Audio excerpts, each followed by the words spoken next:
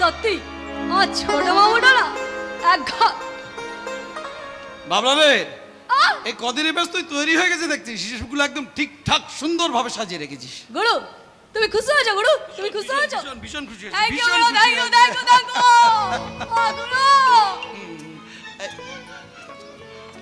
গুরু। গুরু হ্যাঁ। তুমি বলো না, তুমি এই মাঝে মাঝে যে বাইরে চলে যাও কলকাতায়, তুমি ওখানে গিয়ে কি করো গুরু? ব্যবসা ট্যাবসা করো নাকি? আরে না রে, ওই ব্যবসা ট্যাবসা আমার ভালো লাগে না। আমি ভালোবাসি মানুষকে, অসহায় মানুষকে, আর কিচ্ছু ভালো লাগে না। আহ, আমার গুরু হেভি হেভি। সবাই তো বড় বড় বাতলিং জানে, কাজার বড় এখন ফুস কিছু না। আমার গুরু এখন সচ্চা মানুষ আছে, সচ্চা মানুষ। সত্যি গুরু, তোমার জবাব নেই মামা, এই তোমার জবাব নেই। এই শোন, আবেশ তোকে মেরেছে, খুব লেগেছে না রে? আবেশ দা আমার থেকে বড়, আমাকে মেরেছে আমার একটুও লাগেনি গুরু। কিন্তু কি জানো তো গুরু, হুট করে বেজম্মা বলে দিয়েছে গুরু। জানো গুরু, আমি বেজম্মা নয় গুরু, আমার তো বাপ্পা ছিল গুরু, আমার বাপ্পা ছিল তো গুরু। ঠিক আছে, আমি আমি ওকে ভালো করে বুঝিয়ে বলবো। হ্যাঁ, আমি বলে দেবো। এ গুরু, তুমি তোমার ভাইকে ভালো করে বুঝিয়ে বলো। হ্যাঁ, অন্য কেউ হলে না চিপটা করে টেনে ছুড়ে দিতাম। শালা হুট করে কাউকে বেজম্মা বলা যায় না। আচ্ছা ঠিক আছে, আমি আমার ভাইয়ের হয়ে তোর কাছে ক্ষমা চাইছি। না বস না, তুমি কি করছো বস? তুমি কেন আমার কাছে ক্ষমা চাইবে? তুমি তো আমার কাছে ভগবান আছো বস, তুমি আমার ভগবান হয়ে থাকো না বস, তুমি আমার ভগবান হয়ে থাকো না বস। বাবলা রে, তোকে আমি প্রথম দিন দেখে আমার যা মনে হয়েছিল, আসলে তুই আমাদের যেটা দেখাতে চাইছিস, আসলে কিন্তু তুই সেটা নস। মানে তোর ভেতরে অনেক কষ্ট আছে রে, যে কষ্টটা তুই তুই আমাদের সামনে দেখাতে চাস না, ভেতরে ভেতরে খুব চেপে রাখিস, এটা আমার মনে হয়। তুমি আমার কষ্টটা বোঝো মামা, তুমি আমার কষ্টটা বোঝো। কোথায় তোর কষ্ট রে? বল না, বল না, কোথায় তোর কষ্ট? মামু, আমাকে একটা কথা বলো মামু, বল। কোনোদিন তুমি আমাকে ছেড়ে চলে যাবে না তো, তোমার এই বাবলাকে ছেড়ে? আরে কেন যাবো বল? হ্যাঁ, সারাটা জীবন তুই আমার কাছে ছোট্ট বাবলা হয়ে থাকবি।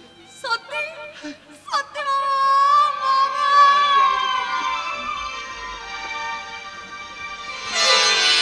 জানিস বাবলা, মামা হ্যাপি দিয়েছো মামু, সত্যি। শোন, তুই আমাকে ছেড়ে কোনোদিন চলে যাবি না তো বল? হ্যাঁ, বস কি বলছো বস, বলো তো। তোমাকে ছেড়ে আমি যাবো না? না বস, জীবনে আমি কোনোদিন তোমাকে ছেড়ে দেবো না। আরে বাবলা রে বাবলা, জীবনে হ্যাপি পুণ্য করেছিল রে বাবলা, তাই গুরুর মতো একটা সচ্চা মানুষ পেয়ে গেলি রে, হ্যাপি পুণ্য করেছিল সত্যি। গুরু, তোমার মতো একটা মানুষ হয় না, জীবনে আমি তোমায় ছেড়ে যাবো না কোনোদিন। জীবনটা যে বড় অল্প, যেন ছোট্ট একটা গল্প, হীরের মতো কটা দিন কোথায় হয় বিলীন। জীবনটা যে বড় অল্প, যেন ছোট্ট একটা গল্প, হীরের মতো কটা দিন যেন কোথায়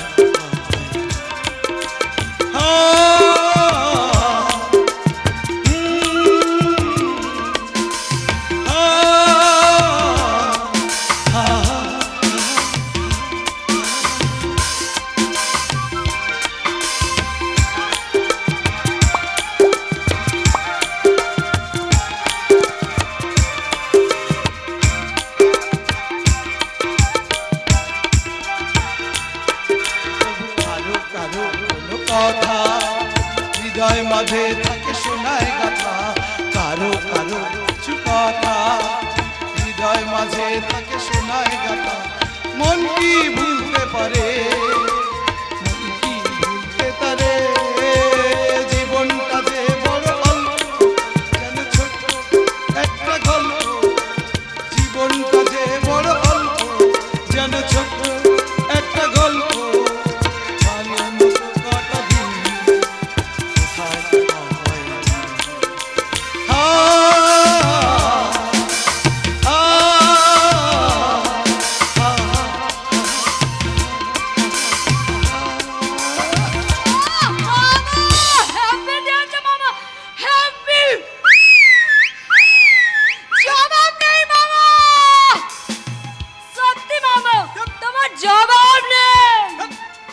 জবাব নেই করছে।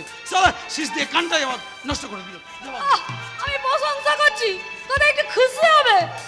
মামু রাখা যো, বল না তুই রাখা আছে। রাগ করিস চাপ, রাখা আছে।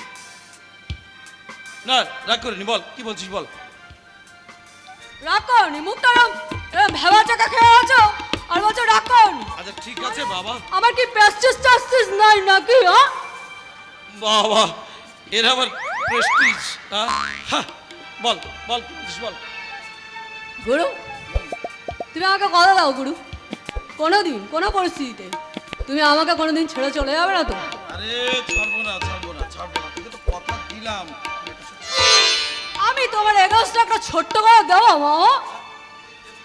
তুই আবার কি দিবি? ছোট্ট করে তোমার এগেস্টে বল। তবু কারো কারো কথা হৃদয় মাঝে থাকে শোনাই গাথা, তবু কারো কারো কথা হৃদয় মাঝে থাকে শোনাই গাথা, চাইলে কি ভুলতে পারে মন কি ভুলতে পারে? হাই! তুই মেয়েদের গলায়? তাও কি হয়েছে? আরে বাবা, ছোটবেলা অন্ধকারে বসে বসে সুইচ দিতাম। সরকার সে মেয়েদের গলা অ্যানাউন্সমেন্ট করতাম। তোমার মতো সবাই দেখে অবাক হয়ে যেত, অবাক। সবাই বলতো, আরে সালা, হঠাৎ করে মেয়েটা করতে গেল শুনি। ও আচ্ছা না,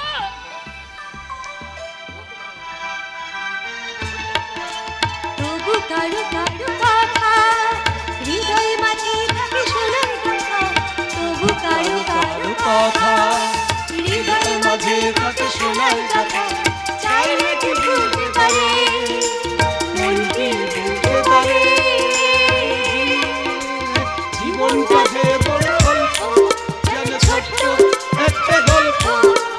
জীবনটা যে বড় অল্প, যেন ছোট্ট একটা গল্প। তীরের মতো কাটা দিলে যেন চুপি সারি হয় ভুল। আ, আ,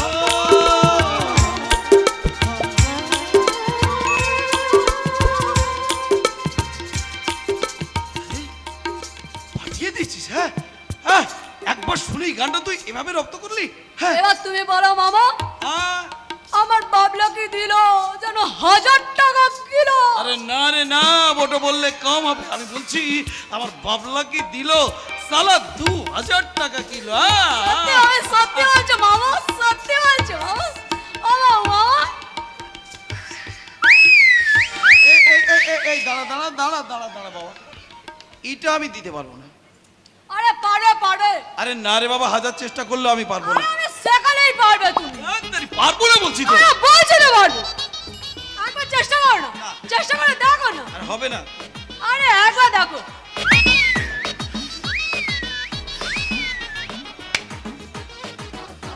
চলো। দেখ, যেটা হবে না সেটা আমি করতে পারবো না।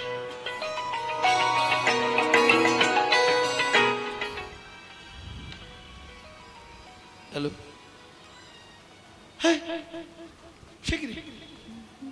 বৃষ্টি? এতদিন পরে তো খেয়াল পড়লো দাদা কথা। ফেসবুক থেকে বিয়ে করেছিস তো কি হয়েছে? হ্যাঁ, জানাতে পারলি না কথাটা? ভালো ভালো করেছিস। ও বিপদে পড়ে জানাচ্ছিস, কি হয়েছে? সে কি তোর ওর মানবেন্দ্র বাড়ি ফিরছে না? আহা, কাঁদিস না, বল। আরে না, আমি সব কিছু মনে করিনি। বল বল বল বল বল। হ্যাঁ। আসছি। হ্যাঁ, আমি অফিসে জাস্ট সিগনেচারটা করে আমি বেরিয়ে যাবো। আবার কাঁদে। ও হো, ঠিক আছে রাখ, আমি আসছি। আরে মামু, হ্যাঁ কার ফোন? আরে শোন, আমি কদিনের জন্য একটু রানাঘাট যাচ্ছি। হ্যাঁ, কদিন পরে ফিরবো। কোনো বিপদের মধ্যে হয়েছে না? আমি আরে তোমার বিপদ- সঙ্গে যাবো মামা। আরে না, সঙ্গে যেতে হবে না। যাবি বলছিস? হ্যাঁ। আরে বাবা, তোমার সঙ্গে আমি যাবো না, তোমার 1 নম্বর চালা আছে আরে মামা। দাঁড়া, তুই গেলে আবার এদিকটা সামলাবে কে? শোন, এই সমস্ত পাগল ছাগল বাচ্চারা তোর উপর আজকাল অনেক নির্ভর করতে শুরু করেছে। তুই এদিকটা দেখ, আমি বরং ওই দিকটা সামলে আসছি।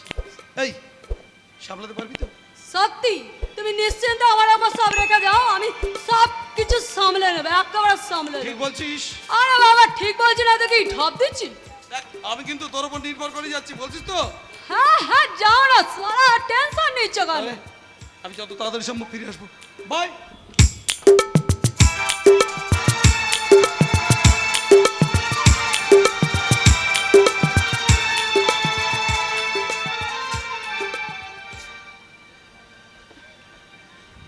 বলে আর কতদিন নানান কথায় ভুলিয়ে রাখবেন বলুন তো? আজ নয় কাল নয়, ঠিক করে বলুন তো কবে? কেন কেন তুমি বুঝতে পারছো না বাবা? টাকা যার ফেরত দেবার কথা সেই মানুষটাই তো বাড়িতে নেই। বাহ বাহ বাহ বাহ, চমৎকার! তার মানে আপনি বলতে চাইছেন যে টাকা নিয়েছে সে টাকা শুধবে? হ্যাঁ, মানে রত্নাকরের পাপ ফল কেউ নেবে না, তাই তো? না না, আমি দায় এড়াতে চাইছি না বাবা, কিন্তু উপায় কি? সামান্য কটা পেনশনের টাকা, তার থেকে হাউস লোন কেটে নেয়। দেখুন, আমি আপনার ওই দুঃখের পাঁচালি শুনতে আসিনি। আপনি এসেছেন আপনার পাওনাটা বুঝে নিতে, সেটা আমি জানি। আপনি যখন তার আসা পর্যন্ত এতদিন অপেক্ষা করেছেন, না হয় আর একটু অপেক্ষা করুন, না হলে আমাকে একটা কাজ দেখে দিন। কাজ? কাজ? কাজ? হ্যাঁ, কাজ একটা অবশ্য আছে। আছে আছে, এটা তোমাকে দিয়েই সম্ভব হবে।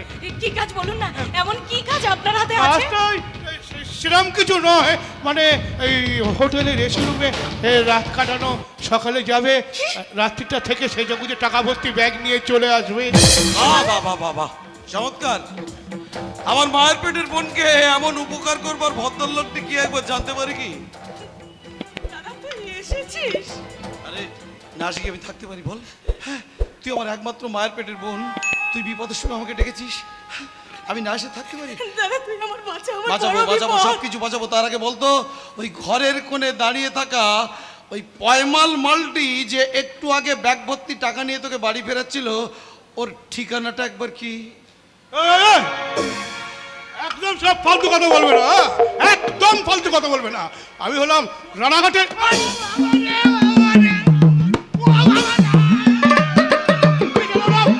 লালমোহন সাধনা, লালমোহন সাধনা। এরপর এমন মার মারবো না, ভেঙে যাবে সবকটা বুকের পাঁজরা। তারপর ওই রানাঘাট ঠিকানা পাল্টে হয়ে যাবে শ্মশান ঘাট। কথাটা মনে থাকবে? বুঝতে পারিস তাই না?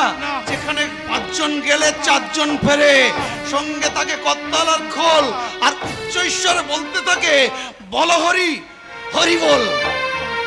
এখান থেকে যাবি? হ্যাঁ যাবি? বাবা বাবা, কি লেগেছে? যাচ্ছি, কিন্তু কাজটা তুই ভালো করবি, এর ফল তোকে ভুগতে হবে। হাট! মানুরে, তুই কোথায় গেলি বাবা? তোর জন্য বাড়িতে বসে আমাকে এইসব দেখতে হয়, এর চেয়ে আমার মরণ ভালো ছিল। কাঁদবেন না মাসিমা, কাঁদবেন না। মানুষ নেই তো কি হয়েছে, আমি তো আছি। মানুষের দিনকাল সব দিন সমান যায় না। জানি জানি, কিন্তু উপায় কি বাবা? মানুষ তো আমাদের দুটো মানুষকে বিপাকে ফেলে রেখে কোথায় চলে গেল। এখন কি করে সংসার চালাবো, কি করে দেনা শোধ করবো, ভেবেই পাচ্ছি না। কিচ্ছু ভাবতে হবে না মাসিমা। শুনুন, মানুষ যতদিন না আসে আমি অন্তত আছি। হ্যাঁ জানি বাবা, তুমি আছো, তুমি ছাড়া আর এখন আমার কে আছে? দেবদূতের মতো তুমি যে এসে আমাদের রক্ষা করলে। এভাবে বলবেন না মাসিমা, এভাবে বলবেন না। আসলে আমার বোন আপনাকে শাশুড়ি মা বলে ডাকেন, তার শেষে মা যোগ আছে। হ্যাঁ, তার মানে তো আমারও মা আপনি। মা গো, এই পুরুষ শাসিত সমাজে নারীদের সম্মান রক্ষা করবার দায় যে আমাদের মতন পুরুষদের। হ্যাঁ, আর সেই পুরুষ হয়ে আমার বোনকে অসম্মান করবে, আমার মাকে অসম্মান করবে, এটা কখনো হতে পারে না মা, এটা কখনো হতে পারে না। আমি অন্তত শিখেছি, ভিতরি পধিকা পাতা গর্ভধারণ পোষণ অতহি ত্রিশূল কিশোর নাস্তি মাতৃ সম। মা, মাগো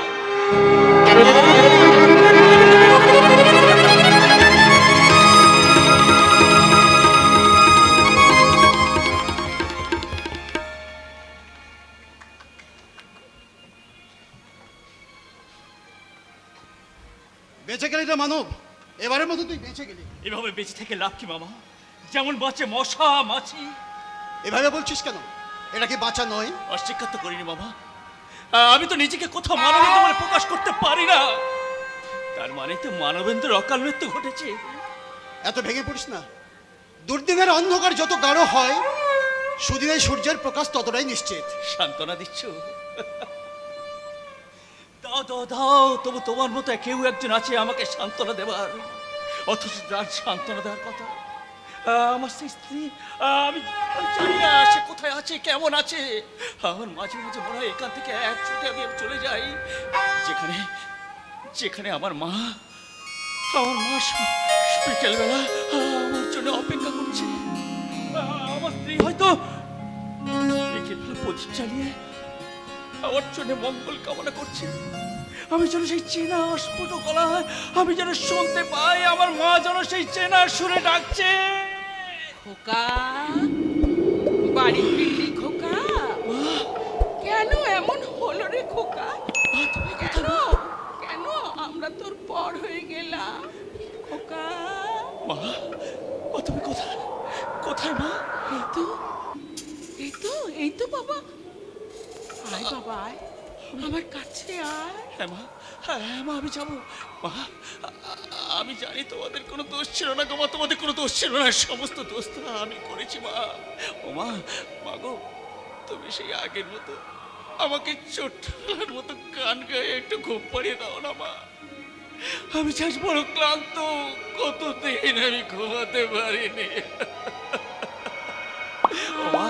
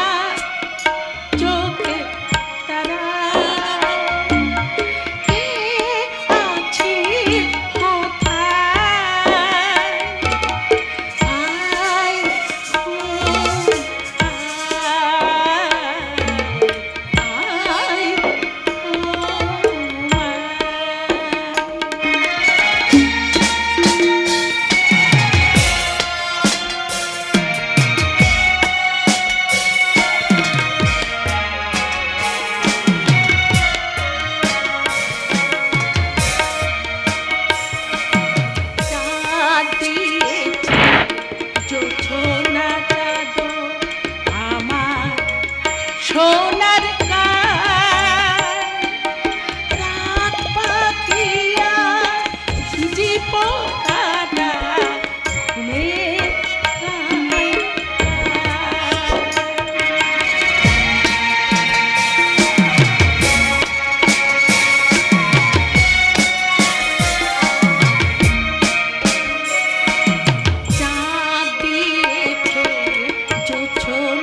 চাঁদ, আমার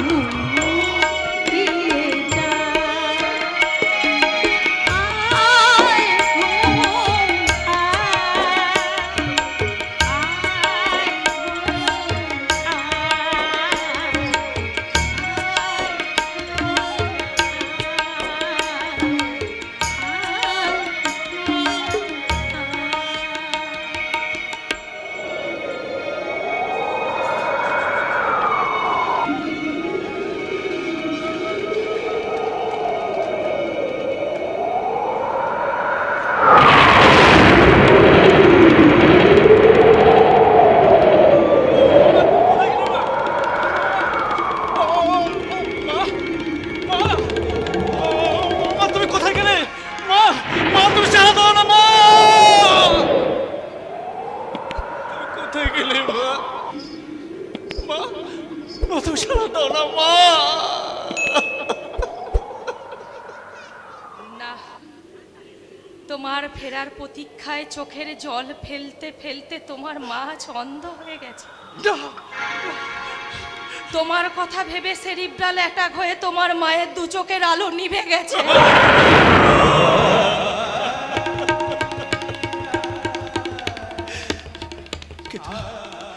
কিন্তু তুমি কেমন আছো মিষ্টি? আমি, আমার কথা বাদ দাও, আমি তো তোমার জীবন থেকে কবেই হারিয়ে গেছি। অন্ধকারে মিশে গেছে বৃষ্টির সব আশা, ভেঙে গেছে আমাদের সব স্বপ্ন, হারিয়ে গেছে প্রেম প্রীতি ভালোবাসা। আমিও তেমনি তোমার জীবন থেকে হারিয়ে যাচ্ছি, না মিষ্টি না, হারিয়ে যাচ্ছি। না মিষ্টি না, তুমি যেও না মিষ্টি, তুমি যেও না মিষ্টি, যেও না। আমি আজ বড় অসহায়, আজ আমি হাল ভাঙা নৌকার মতো দিশেহারা। আজ যে আমার বড় প্রয়োজন তোমাকে, তুমি যেও না, যেও না মিষ্টি, তুমি যেও না। শেষ হয়ে গেল বাবা, আমার জন্য দুটো প্রাণ। মানব, আমি বাড়ি যাবো, আমি এখান থেকে আমি এখন বাড়ি যাবো। আমার স্ত্রীর চোখে জল মোছাতে, আমার মায়ের দু চোখের আলো ফেরাতে আমাকে বাড়ি যেতেই হবে, আমাকে বাড়ি যেতেই হবে। খবরদার না, সেখানে গেলেই তোর মৃত্যু। ওদের গোপন কর্ম প্রকাশের ভয় ওরা প্রতিনিয়ত রাত্রি গিয়ে তোকে খুঁজে বেড়াচ্ছে। জীবিত অথবা মৃত তোকে পাওয়ার জন্য ওরা লালমোহনকে সঙ্গে নিয়ে তোর সন্ধান করে যাচ্ছে। সেখানে গেলেই তোর মৃত্যু। মামা, ওরা নিজেদের বাঁচাতে তোকেই মেরে দেবে। তাহলে তাহলে এখন উপায়? তুই কিছু ভাবিস না, তুই কিছু ভাবিস না। যেমন করে হোক আমি তোকে নিয়ে যাবো, আর তোকে সেখানে একটা আশ্রমে নিয়ে যাব, আর সেই আশ্রমে তুই রান্নার কাজ করবি, আর বিনিময়ে তোকে পয়সা দেবে, আর সেই পয়সা আমি গোপনে তোর বাড়িতে পাঠিয়ে দেবো। কিন্তু সাবধান, আত্মপ্রকাশ মানেই মৃত্যু। যতদিন পর্যন্ত দুই শয়তানকে আমি জেলে ঢোকাতে না পারছি তোর মুক্তি নেই, আর সেই দিনটার অপেক্ষা তোকে করতেই হবে। অপেক্ষা? অপেক্ষা।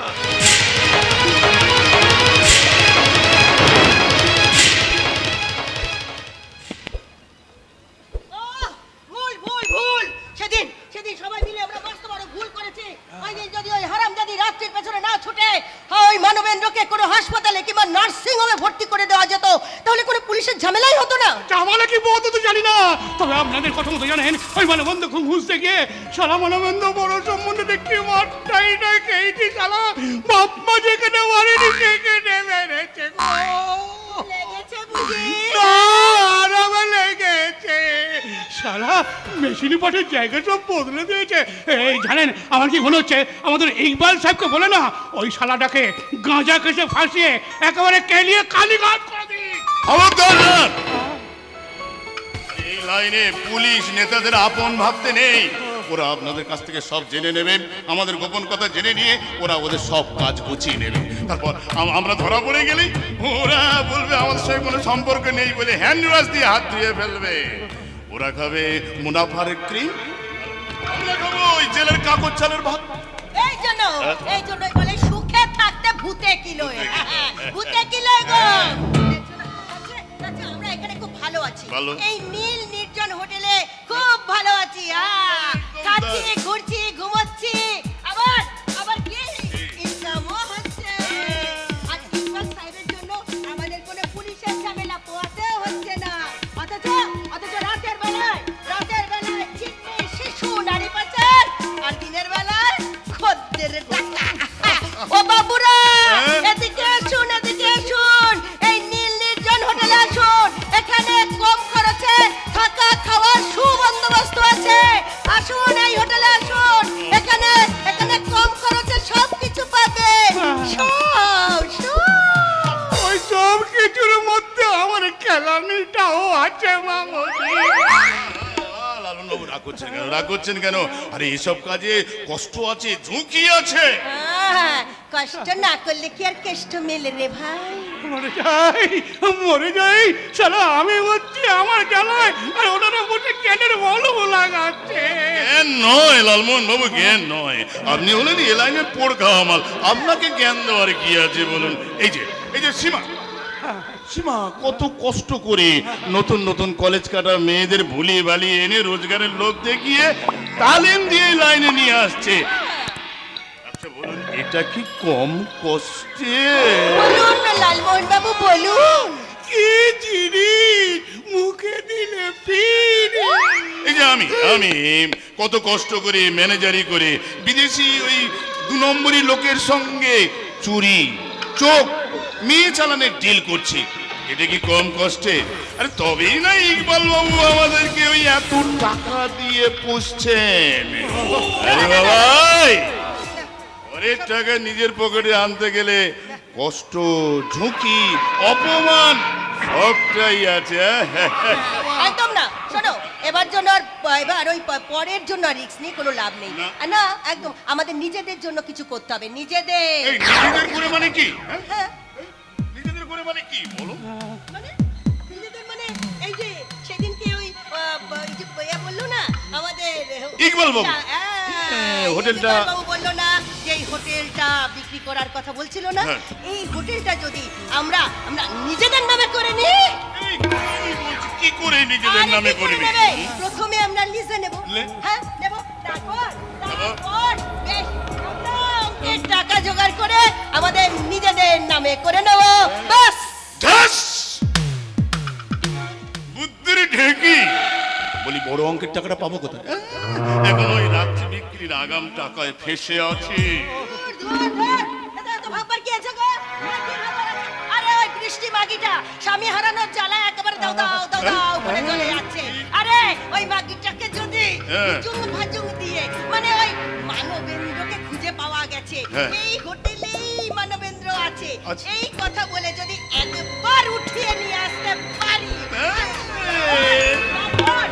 তারপর বিক্রি করে আমরা অনেক টাকা পাবো। কি স্ত্রী তুমি জানি কি করবে? কি হবে?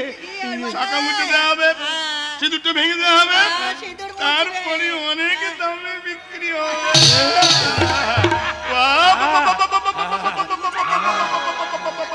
এ কি হবে? আমরা হব তখন সেই টাকা দিয়ে এই হোটেল নির্জনের মালিক। বাবা, বাবা, আরে কি হচ্ছে বলো? হ্যাঁ,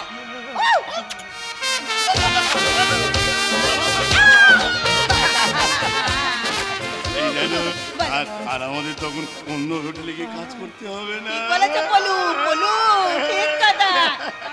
তখন আমরা নিজেদের হোটেলে হ্যাঁ। আরে প্রাণ খুলে হাসবো, নাচবো, গাইবো। উলালা উলালা উলালা উলালা, তু হ্যায় মেরি ফ্যান্টাসি। চুনানা চুনানা চুনানা চুনানা, अब मैं जवा हो गई। उलाला उलाला उलाला उलाला, तू है मेरी फैंटासी। चुनाना चुनाना चुनाना चुनाना, अब मैं जवा हो गई। তারপর আমাদের প্রথম কাজ হবে বৃষ্টিকে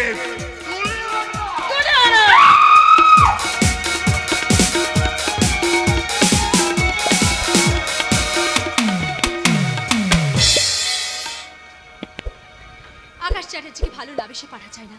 সে যে সত্যিকারের একজন ভালো মনের মানুষ, সত্যিকারের একজন মানুষ। সত্যি আকাশ চ্যাটার্জির মতো মানুষকে পেয়ে আমি যে আমার জীবনকে ধন্য করে নিয়েছি।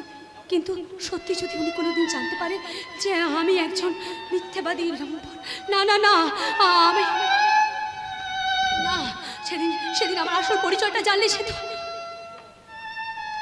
বাবলা রে, বাবলা, ভালোবাসাটা বড্ড আপেক্ষিক রে, ভালোবাসাটা আপেক্ষিক। বস তুমি এসে গেছো বস, বড় না বস, এতদিন কেমন ছিলে? কে বস? না রে, তোমার মুখটা ওরম লাগছে কেন বস? মনটা ভালো নেই রে, খুব খারাপ। আসলে আমার একমাত্র বোনের খুব বড় একটা অসুখ হয়েছে। কেন বস, কি হয়েছে বলো না বস, কি অসুখ করেছে? বলা যাবে না রে, সে কোনো ডাক্তার বৈদ্য কবিরাজ কেউ সারাতে পারবে না। আসলে অসুখটা হচ্ছে বোনের অসুখ রে, বোনের অসুখ। ওই একই অসুখটা আমারও করেছে আকাশ চ্যাটার্জি, মনের অসুখ। কিচ্ছু ভালো লাগে না তোমাকে ছেড়ে। হ্যাঁ সত্যি, আর এই অসুখটা একমাত্র সারতে পারো তুমি আকাশ চ্যাটার্জি। বাবলা, বাবলা কদিন কেমন কেটেছে রে তোদের? সত্যি বস, তোমাকে ছাড়া একদম থাকতে ভালো লাগছিল না জানো বস। আমি সমস্ত ফদ্দ করে রেখে দিয়েছি তোমাকে দেখাবো বলে, কিন্তু তুমি তো সেই কবে গেছো আর এখন আসোনি। কিন্তু তোমার মুখটা এরকম দেখাচ্ছে কেন? এর আগে তো কোনোদিন তোমাকে এরকম অসুস্থ দেখিনি বস। কি হয়েছে বলো না বস? আরে শোন না, আমি সেজন্য বলছি না, আমি বলছি কি এই মানে আমার যে বোনটার ব্যাপারটা আমি ঠিক বলে বোঝাতে পারছি না। বস বস, তুমি এতদিন বিয়ে টিয়ে করনি কেন বস বলো? সিরিয়াস চিন্তা করছি, তার মাঝখানে তুমি এতদিন বিয়ে টিয়ে করনি কেন? হপ! মানে শাদি টাদি করলে ঘরে বউ আসতো, তোমার একটু দেখভাল করতে পারতো বস, একটু সেবা টেবা করতো। বলো না বস, বলো না বিয়ে টিয়ে করনি কেন, বলো না বস। দেখ, আমার ওই ছোট ছোট দুটো ভাই বোন রেখে আমার বাবা মা দুজনে একসাথে দুরারোগ্য ব্যাধিতে চলে যায়। ওদেরকে মানুষ করতে, নিজের লেখাপড়া শিখে আমার আমার সময় হয়ে ওঠেনি। আর তাছাড়া সত্যি কথা বলতে কি, সেরকম কোনো ভালো মেয়েও খুঁজে পাইনি। সত্যি বস, তোমার সাথে আমার জীবনের কি মিল বস, যেন কা কাটছে। হ্যাঁ বস, হ্যাঁ। আর বস বলো না, তোমার কেমন মেয়ে পছন্দ? আমি তোমার জন্য এখন না ফার্স্ট ক্লাস মেয়ে এনে দেবো বস। তুই আমার জন্য মেয়ে পছন্দ করে দিবি? আরে হ্যাঁ বস, তোমার জন্য আমি হেব্বি মেয়ে এনে দেবো, এখন সিনেমার হিরোইনের মতো। অবশ্য তুই পারিস, তুই যা জিনিস। হ্যাঁ হ্যাঁ, বলো না বস, তোমার কেমন মেয়ে পছন্দ? তোমার পাশে যা মানাবে না, একেবারে মনে হবে হিরো হিরোইন দাঁড়িয়ে আছে। শুনবি, এই ধর তোর মতো কোনো মেয়ে দূরবে হ্যাঁ? বাট সালা,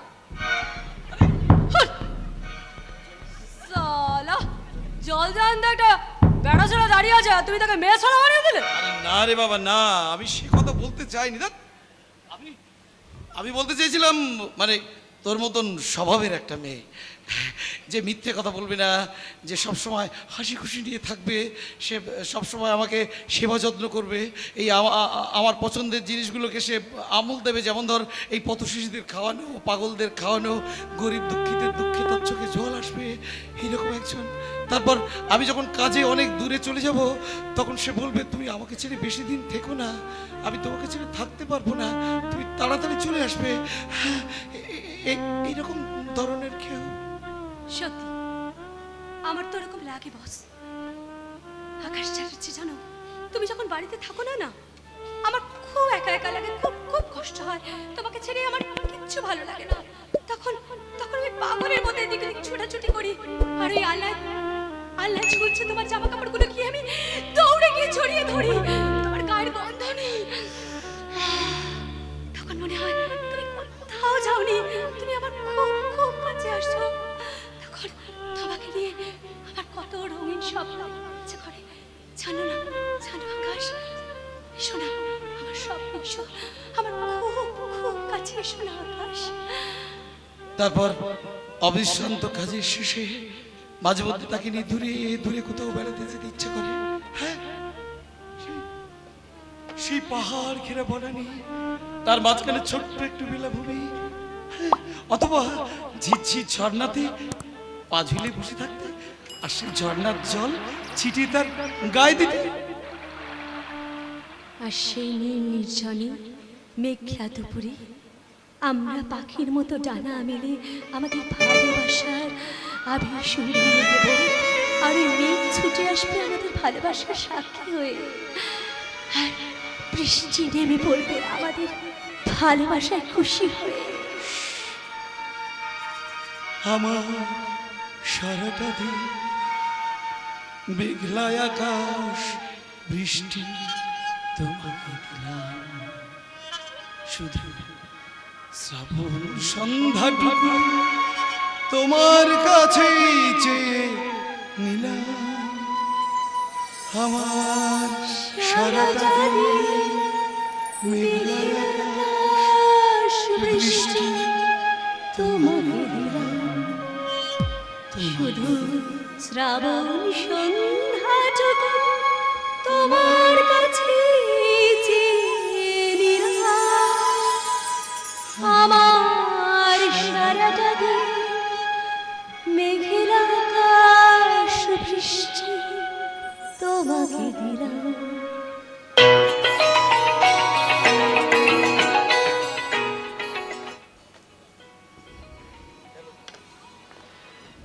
ইয়েস, হ্যাঁ, আকাশ চ্যাটার্জি স্পিকিং। লালবাজ ডিটেকটিভ স্পট, হ্যাঁ, কি বলছেন? ফোনটা খুলছে, হ্যাঁ, আমার লোকেশনে, ঠিক আছে, দেখছি।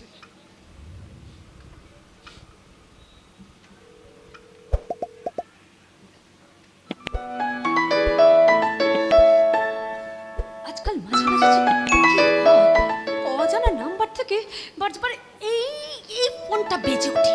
উফ, কি করবো না আমি, কেটে দিই। দেখি ফোনটা কেটে দিল, দেখি তো আবার কল করে।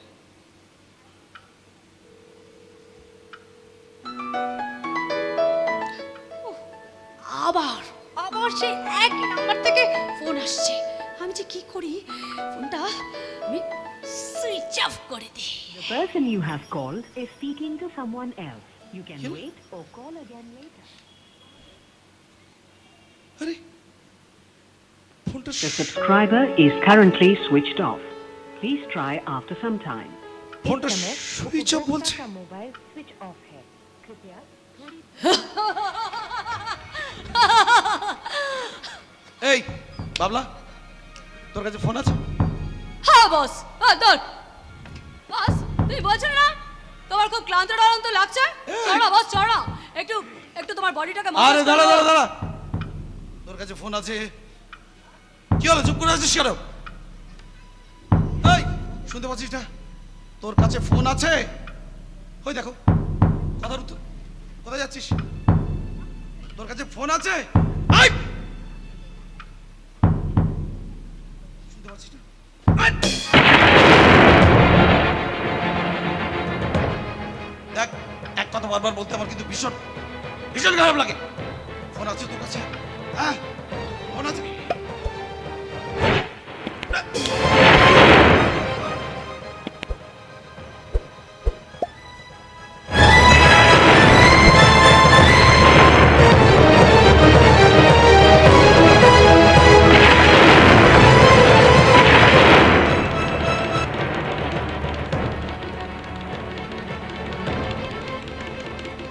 তার মানে তুই, মানে আপনি মেয়ে?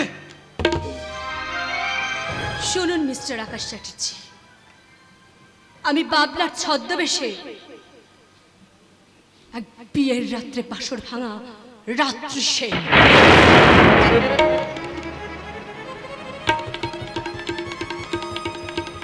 হ্যাঁ, রাতের অন্ধকারের মতো আমার জীবনটাও এক দুর্ভাগ্যের অন্ধকারে ঘেরা। আমি আমি ছোটবেলায় জন্মাবার পর আমার বাবা মা এক পথ দুর্ঘটনায় মারা যায়। তারপর অনাদরে আমি আমার মামার বাড়িতে মানুষ হয়েছি।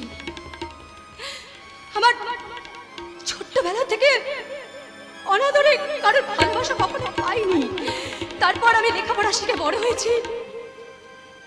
হঠাৎ একদিন আমার মামির সে দুঃসম্পর্কের এক ভাই, তার এক দুঃসম্পর্কের ভাই এক মাতাল মদ্যপ লোকের সাথে আমার বিয়ে ঠিক করে দেয়। আর সেই বিয়ে ঠিক করার পর আমি জানতে পারি ওটা ওটা বিয়ে নয়, বিয়ের নামে একটা প্রহসন।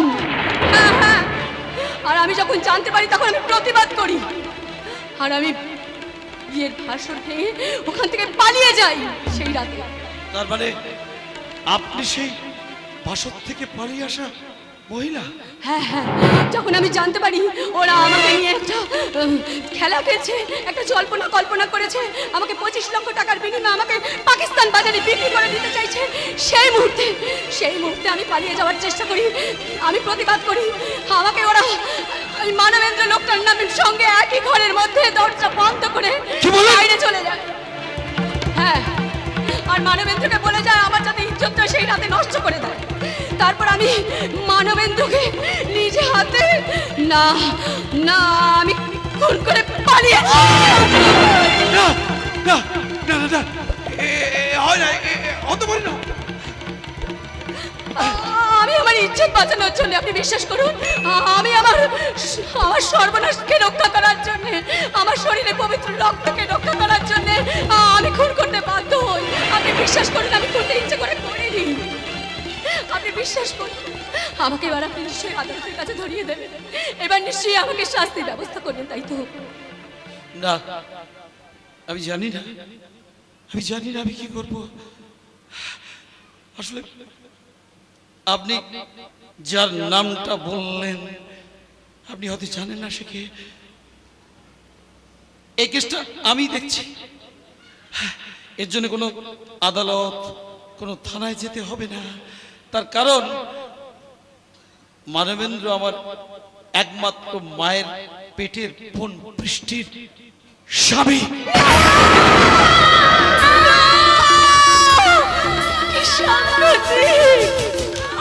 কি সাংঘাতিক কাণ্ড আমি করে ফেলেছি।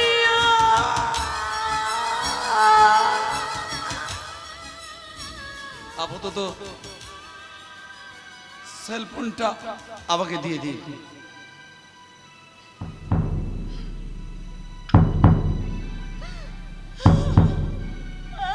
শুনুন, এখান থেকে এক পাও বাড়ানোর চেষ্টা করবেন না। আমার অর্ডার ছাড়া আপনি কোথাও যাওয়ার চেষ্টা করবেন না। আপাতত আপনি এই বাড়িতে নজরবন্দি হয়ে থাকবেন। It is my order. No, don't touch me. স্মৃতিগুলি কখনো যদি মনে পড়ে যায়,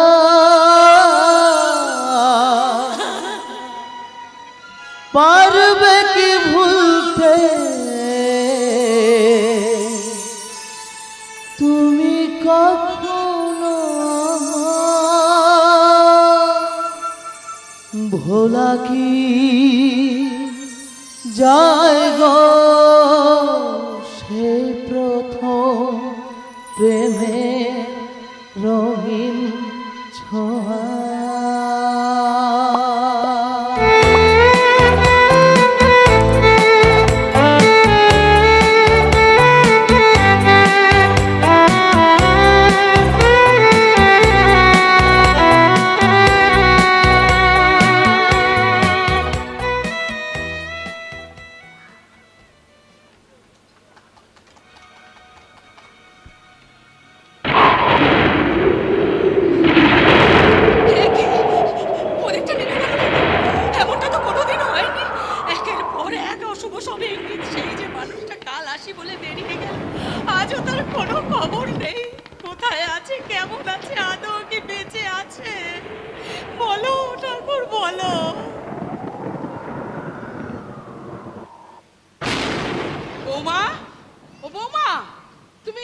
অন্ধকারে বসে কি করছো মা?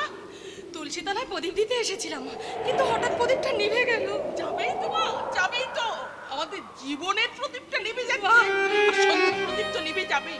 ও মা, মা শোনো, আমি একটু ওই মুদিখানার দোকানের দিকে যাচ্ছি, যদি কিছু বাজার দেয়। তুমি তো বললে রাত্রে কিছু খাওয়ার দাওয়ার নেই, মুখে তো কিছু দিতে হবে। ভালো কথা। শোনো শোনো মা, শোনো, তুমি দরজাটা বন্ধ করে দিও, আজকাল দিনকাল ভালো নয়।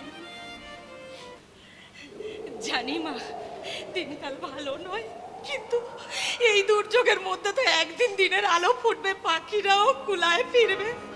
কর্মব্যস্ত মানুষেরাও কাজের শেষে বাড়িতে ফিরবে, কিন্তু আমার মানুষটা কবে ফিরবে? তবে কি আমার জীবনের অন্ধকার খুঁজবে না? বুঝবে কে আপনি? আপনি আমাকে চিনবেন না, কিন্তু যে আমাকে চিনতো সে এখন বাড়িতে নেই, আর সেটা জেনেই এলাম। মানে মানবেন্দ্র। কি বলতে চান আপনি? একটা সময় তার কাছে আমি অনেক কিছু চেয়েছিলাম, পেয়েও ছিলাম, কিন্তু অবস্থার কারণে সেগুলো ফেরত দিতে পারিনি। আজ বিশেষ সূত্রে জানতে পারলাম তার সংসারে বড় দুর্দিন, অভাব অনটনের বন্ধার সংসারটা হাবুডুবু খাচ্ছে। তাই প্রতিদান স্বরূপ সামান্য কিছু ফেরত দিয়ে গেলাম। মানে একসঙ্গে তো সব শোধ দিতে পারলাম না, তাই অল্প অল্প করে শোধ দিয়ে গেলাম। আসবো, আবার আমি আসবো। শুনুন, আপনার চুপ। আমি যেখানে এসেছিলাম পরে যে আবার আসবো এ কথা আপনি বাইরের কাউকে বলবেন না। সাবধান, খুব সাবধান, খুব। এতক্ষণে আমার কান্না তোমার কানে পৌঁছেছে ঠাকুর, তাই শত দুঃখের সমুদ্রের মাঝে এই সামান্য কিছু অবলম্বনে এক দেবদূতের হাতে পাঠিয়ে দিলে ঠাকুর, পাঠিয়ে। মুদি কোনো বাজার দিলে না মা, কোনো বাজার দিলে না। মুদি না দিলেও মা, ঈশ্বর আমাদের ফিরিয়ে দেয়নি, তাই এক আগন্তুক এসে এই টাকাটা আমাদের দিয়ে গেল মা। আগন্তুক টাকা দিয়ে গেল? তুমি তাকে চেনো? না মা, আমি তাকে চিনি না, জানিও না, কখনো দেখিনি। তাহলে তুমি কি করে টাকা নিলে? একটা অচেনা লোক তোমাকে টাকা দিয়ে গেল? ছি বৌমা, ছি। অভাব আছে বলে এত নিচেই নেমে গেছো? বিশেষ করুন মা। বিশ্বাস কাকে বিশ্বাস করব? তোমাকে, মানবেন্দ্রকে, না নিজেকে? ছি, ছি বৌমা, ছি। বিশ্বাস করুন মা, বিশ্বাস করুন, আমি কোনো অসৎ উদ্দেশ্যে এই টাকাটা নিইনি মা। ভগবান, আমার সেই সব থেকে বড় খুঁটিটা এভাবে তুমি নাড়িয়ে দিয়ে গেলে ঠাকুর। আমার মমতাময়ী মায়ের চোখের সামনে এভাবে ঝুলিয়ে দিয়ে গেলে সন্দেহের জাল। সেই সন্দেহের জলে ধরা পড়েছে অশোকঙ্কর রাঘবপুর। আমি পলাশ সরকার। পলাশ সরকার? মানে আপনি এখানে? ভীষণ দরকার, খুব মানে অনেক কষ্ট করে মোবাইল ট্র্যাক করে খুঁজে পেয়েছি আপনার মানবেন্দ্রকে। আপনার মানবেন্দ্র খুঁজে পেয়েছি। বলুন না সে কোথায়? মা, মা তাড়াতাড়ি আসুন, ওই। আপনার ছেলেকে পাওয়া গেছে মা, তাড়াতাড়ি আসুন।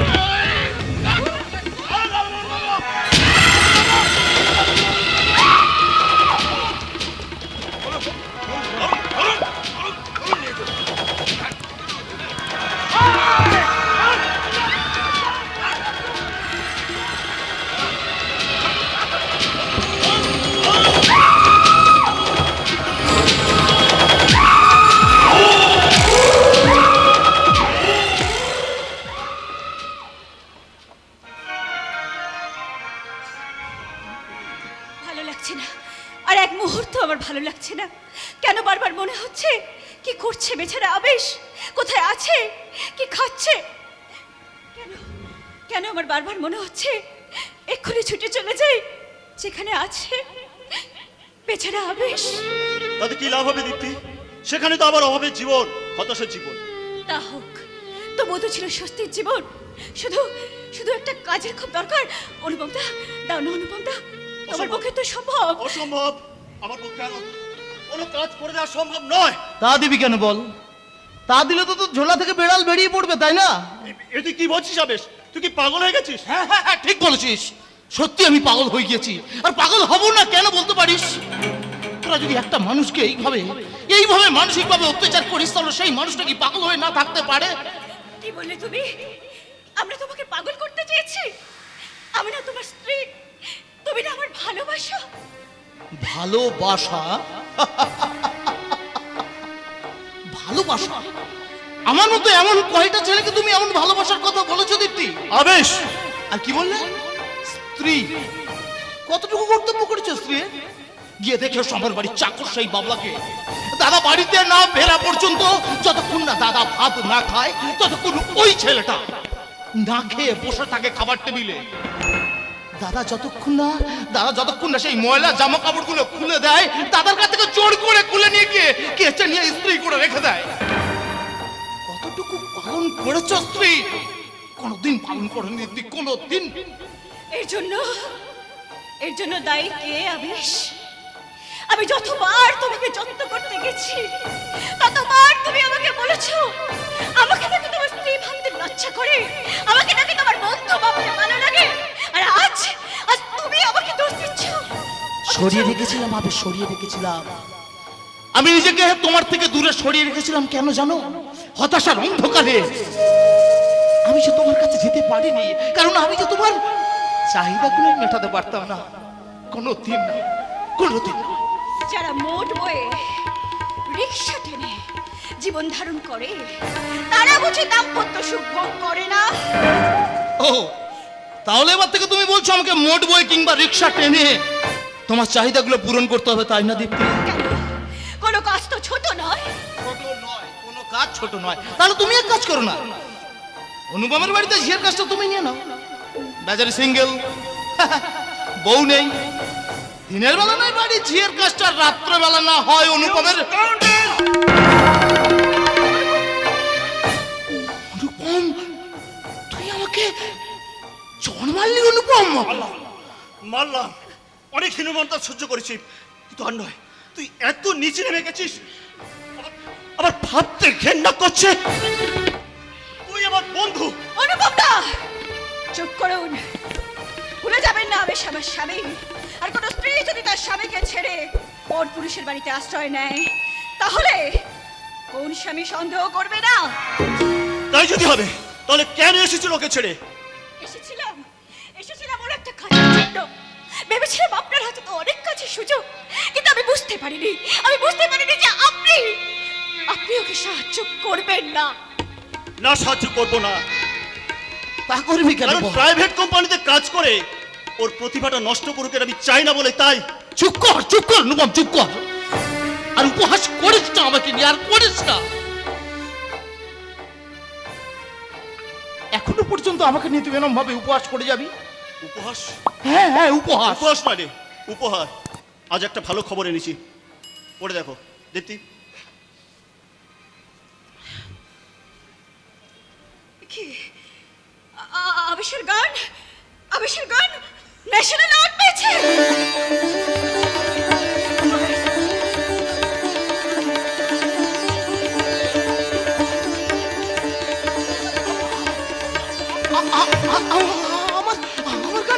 আমার গান ন্যাশনাল অ্যাওয়ার্ড পেয়েছে অনুপম। আরে তোর গাওয়া শিক্ষক আন্দোলনের গানটা নিয়ে আমার এক চিত্র পরিচালক বন্ধু তার ফিল্মে লাগিয়েছিল। ফিল্মটা অ্যাওয়ার্ড না পেলো, তোর গানটা কিন্তু অ্যাওয়ার্ড পেয়েছে। আর আর সেই চিত্র পরিচালকরা এখন তোকে দিয়ে কাজ করাবার জন্য যোগাযোগ করতে শুরু করেছে। অনুপম, তুই কি বলছিস অনুপম? এটা স্বপ্ন না সত্যি? আরে বাবা, এই জন্য তো তোর পুরো কাজ হয়ে গেল, এই দিনটার জন্য অপেক্ষা করছিলাম। সত্যি অনুপম, আজকে বাবলা থাকলে হয়তো আমি কিছুতেই এমন শিখরে পৌঁছতে পারতাম না রে অনুপম। বাবলার কথা? হ্যাঁ রে অনুপম, হ্যাঁ। জানো দেখতে, তুমি বাড়ি থেকে চলে আসার পর আমি হীনমন্যতায় ভুগতে ভুগতে জীবনের শেষ প্রান্তে গিয়ে দাঁড়িয়েছিলাম। আমি স্থির করেছিলাম আত্মহত্যা করব। ঠিক তখন আমার বাড়ির চাকর ওই বাবলা এসে আমাকে বলেছিল, ছোট বাবু তুই আত্মহত্যা করবি কেন? জানা তোর কণ্ঠে গান আছে, তুই গানটা বেচেই তুই নিজের জীবন চালনা করবি। আমি তারপর থেকে ওই বাড়ির চাকরের কথা মেনে নিয়ে আমি আমার রোজগারের রাস্তাটা খুঁজে নিয়েছিলাম দীপ্তি। আমি আমার রোজগারের রাস্তাটা খুঁজে নিয়েছিলাম।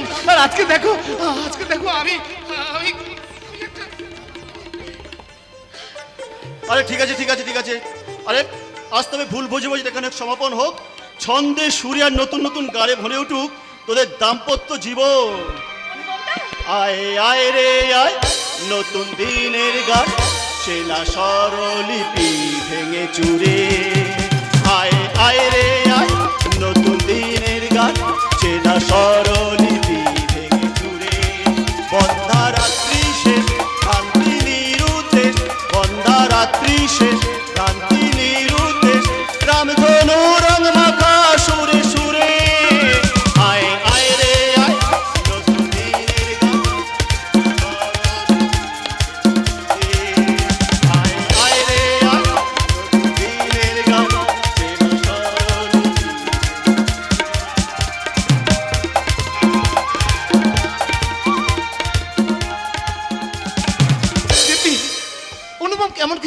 পাল্টে দিয়ে চলে গেল, তাই না? আবেশ, আবেশ, সময় আর পরিস্থিতি মানুষকে সত্যি পাল্টে দেয় রে আবেশ। এ কি দাদা, তুমি এখানে? দাদা, ঠিক সময় চলে এসেছি। শোন, কদিন দেখলাম দীপ্তি বাড়িতে নেই, তুইও ঠিক মতন বাড়িতে আসছিস না। খুঁজে গেলাম তোকে ধর্ণা মঞ্চে একটা সুন্দর খবর দিতে। হঠাৎ রাস্তায় অনুপমের সাথে দেখা, বললো খবরটা সে নাকি আমার আগে তোকে দিয়েই দিয়েছে। যাই হোক, ভুল বুঝিস না ভাই। দীপ্তি, তুমিও ভুল বুঝো না, চলো বাড়ি ফিরে চলো। শোনো, আমি সত্যি বাড়িটাকে অনাথাশ্রম করে তুলবো না। দরকার হলে আমি পথের মানুষ পথে নেমে যাবো, দাদা। তোমাদের আমি পথে বসাবো না। দাদা, এটা তুমি কি বলছো দাদা? দাদা, আমি তো দীপ্তির সঙ্গে আমি তো দীপ্তিকে উল্টো পাল্টা বলেছি। তাছাড়া তোমার কথা দাদা আমি কিছু মনে করিনি, আমি তো প্রতিবাদ করেছি। বলো দাদা। আমিও কিচ্ছু মনে করিনি রে। শোন, এই সুদিনের মাঝখানে একটা খবর দিই, আমাকে দিল্লিতে ট্রান্সফার করে দিয়েছে। দাদা, এতদিন আমি যা করেছি শুধু একটা কর্তব্য পালন করেছি মাত্র, কিন্তু দেখ আমিও তো কর্তব্যের দাস, হ্যাঁ, তাই আমাকে দিল্লিতে চলে যেতে হবে। তুই তোর কাজকর্ম আর সব বিষয় সম্পত্তি সব বুঝে নে। এভাবে বলছেন কেন দাদা? আমরা তো নিজেদের ভুল স্বীকার করেছি দাদা। এ কি দাদা, এটা তো দলিল। হ্যাঁ, দলিল। এটা এতদিন আমার দায়িত্বে ছিল, আমি আজকের সেটা তোর দায়িত্বে দিয়ে একটু হালকা হতে আবার চাচ্ছি। কেন দাদা এইসব বিষয় আমার কাছে দিচ্ছ? এটা তোমার কাছে রাখো না দাদা। আরে না রে ভাই, না, সত্যিটা সত্যি। হ্যাঁ, যেটা সত্যি সেটা তো একদিন প্রকাশ পাবেই। আমি এতদিন বড় সত্যিটাকে লুকিয়ে রেখেছিলাম। বড় সত্যি? কি দাদা?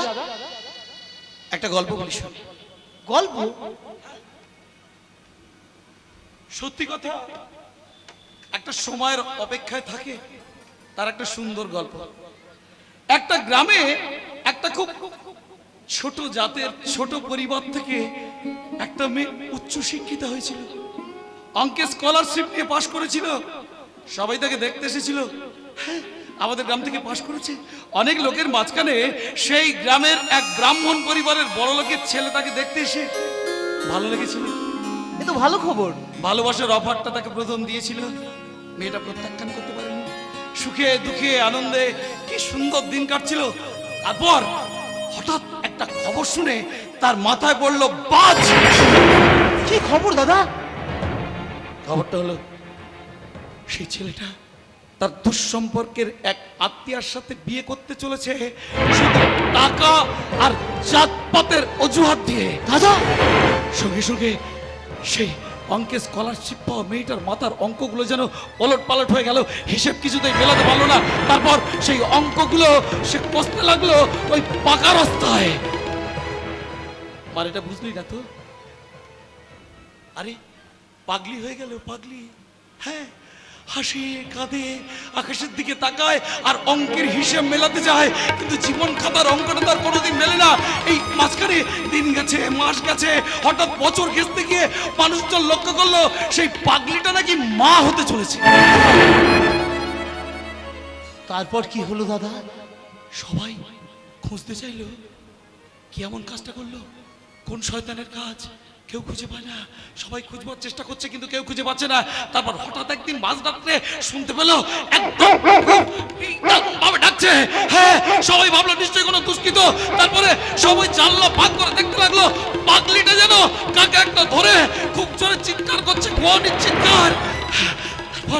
তারপর সেই পাগলিটার গায়ে টর্চ ফেলতেই হঠাৎ দেখতে পেল উলঙ্গ পাগলিটা অর্ধ উলঙ্গ একটা জানোয়ারকে জড়িয়ে ধরে চিৎকার করবার চেষ্টা করছে।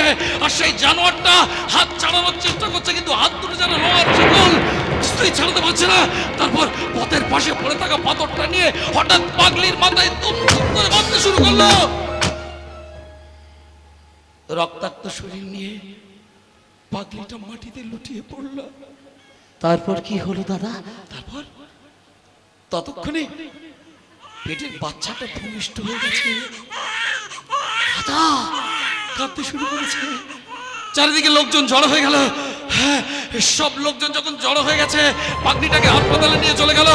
ডাক্তার তাকে বলল সরি, টু মাচ লেট, পাগলিটা মারা গেছে। দুরবস্থার মাঝখানে বাংলা থেকে কাজ করতে গিয়েছিল সরকারি চাকরি ওই আসামে এক নতুন দম্পতি, তারা সেই অনুশোচনায় ভুগে ছোট্ট শিশুটাকে নিজের কোলে করে তুলে নিয়েছিল মানুষ করবার উদ্দেশ্যে। তারপরে সুন্দর করে তাকে মানুষ করতে করতে যখন একটু বড় হলো, সেই মায়ের গর্ভে এলো 2 সন্তান। ভাই বোনকে নিয়ে যখন 3 জন হাসি খুশিতে বেড়ে উঠছে, এমন সময় ভগবান দেখলো তাকে কুদৃষ্টিতে হেপাটাইটিস বি রোগে আক্রান্ত হয়ে দুজনেই একসাথে মৃত্যু শয্যায় শুয়ে পড়ল। মৃত্যু শয্যায় শুয়ে দুজনেই সেই বড় ছেলেটার হাতে 2টো বাচ্চার হাত ধরিয়ে দিয়ে বলেছিল, খোকা রে, তোর জন্মের ইতিহাস যেমন তুই জানতিস না,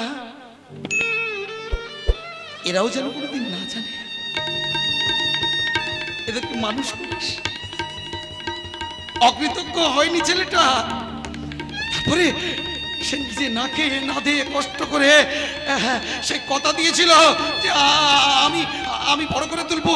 কথাটাও রেখেছিল আর বলেছিল, খোকারে, যেদিন তুই বুঝবি যে ওরা স্বাবলম্বী হয়েছে, সেদিন তুই ওদেরকে সব বুঝিয়ে বলিস, ওরা সব বুঝবে, সব বুঝবে, সব বুঝবে। তারপর ভাই বোনকে বড় করে নিজের দায়িত্বটা হালকা করেছে। কিন্তু দাদা, সেই ছেলেটা এখন কোথায়? এই পাগল, বুঝতে পারছিস না? তোদের দুজনের সামনে দাঁড়িয়ে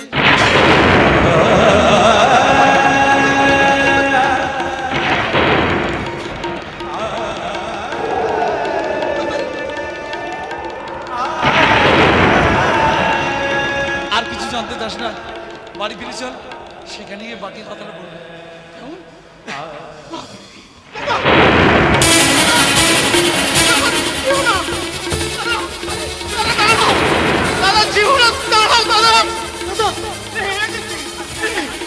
দাদা এইসব কি কথা বলে গেল? দাদা, আমাদের নিজের মায়ের গর্বে নয়,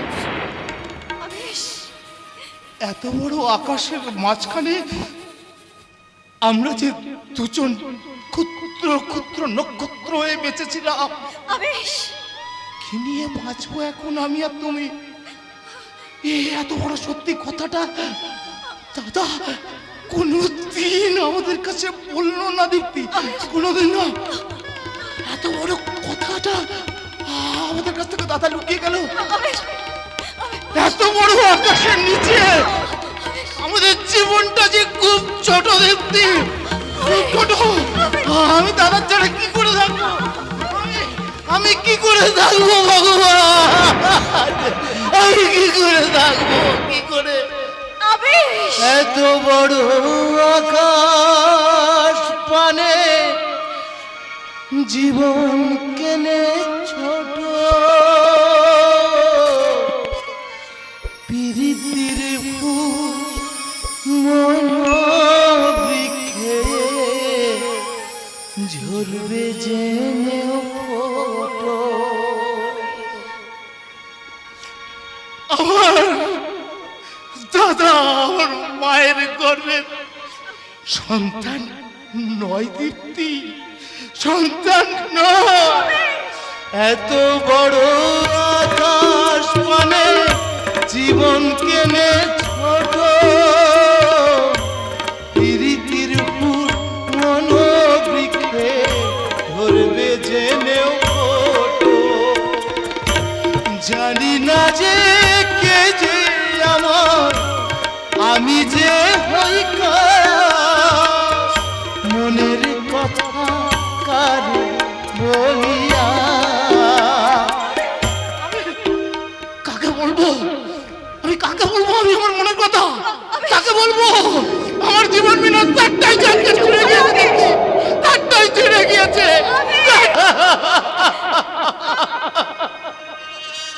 এমন করে ছিঁড়ে গিয়ে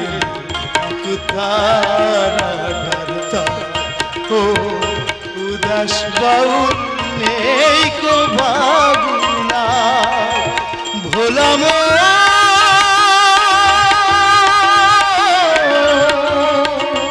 ভোলাম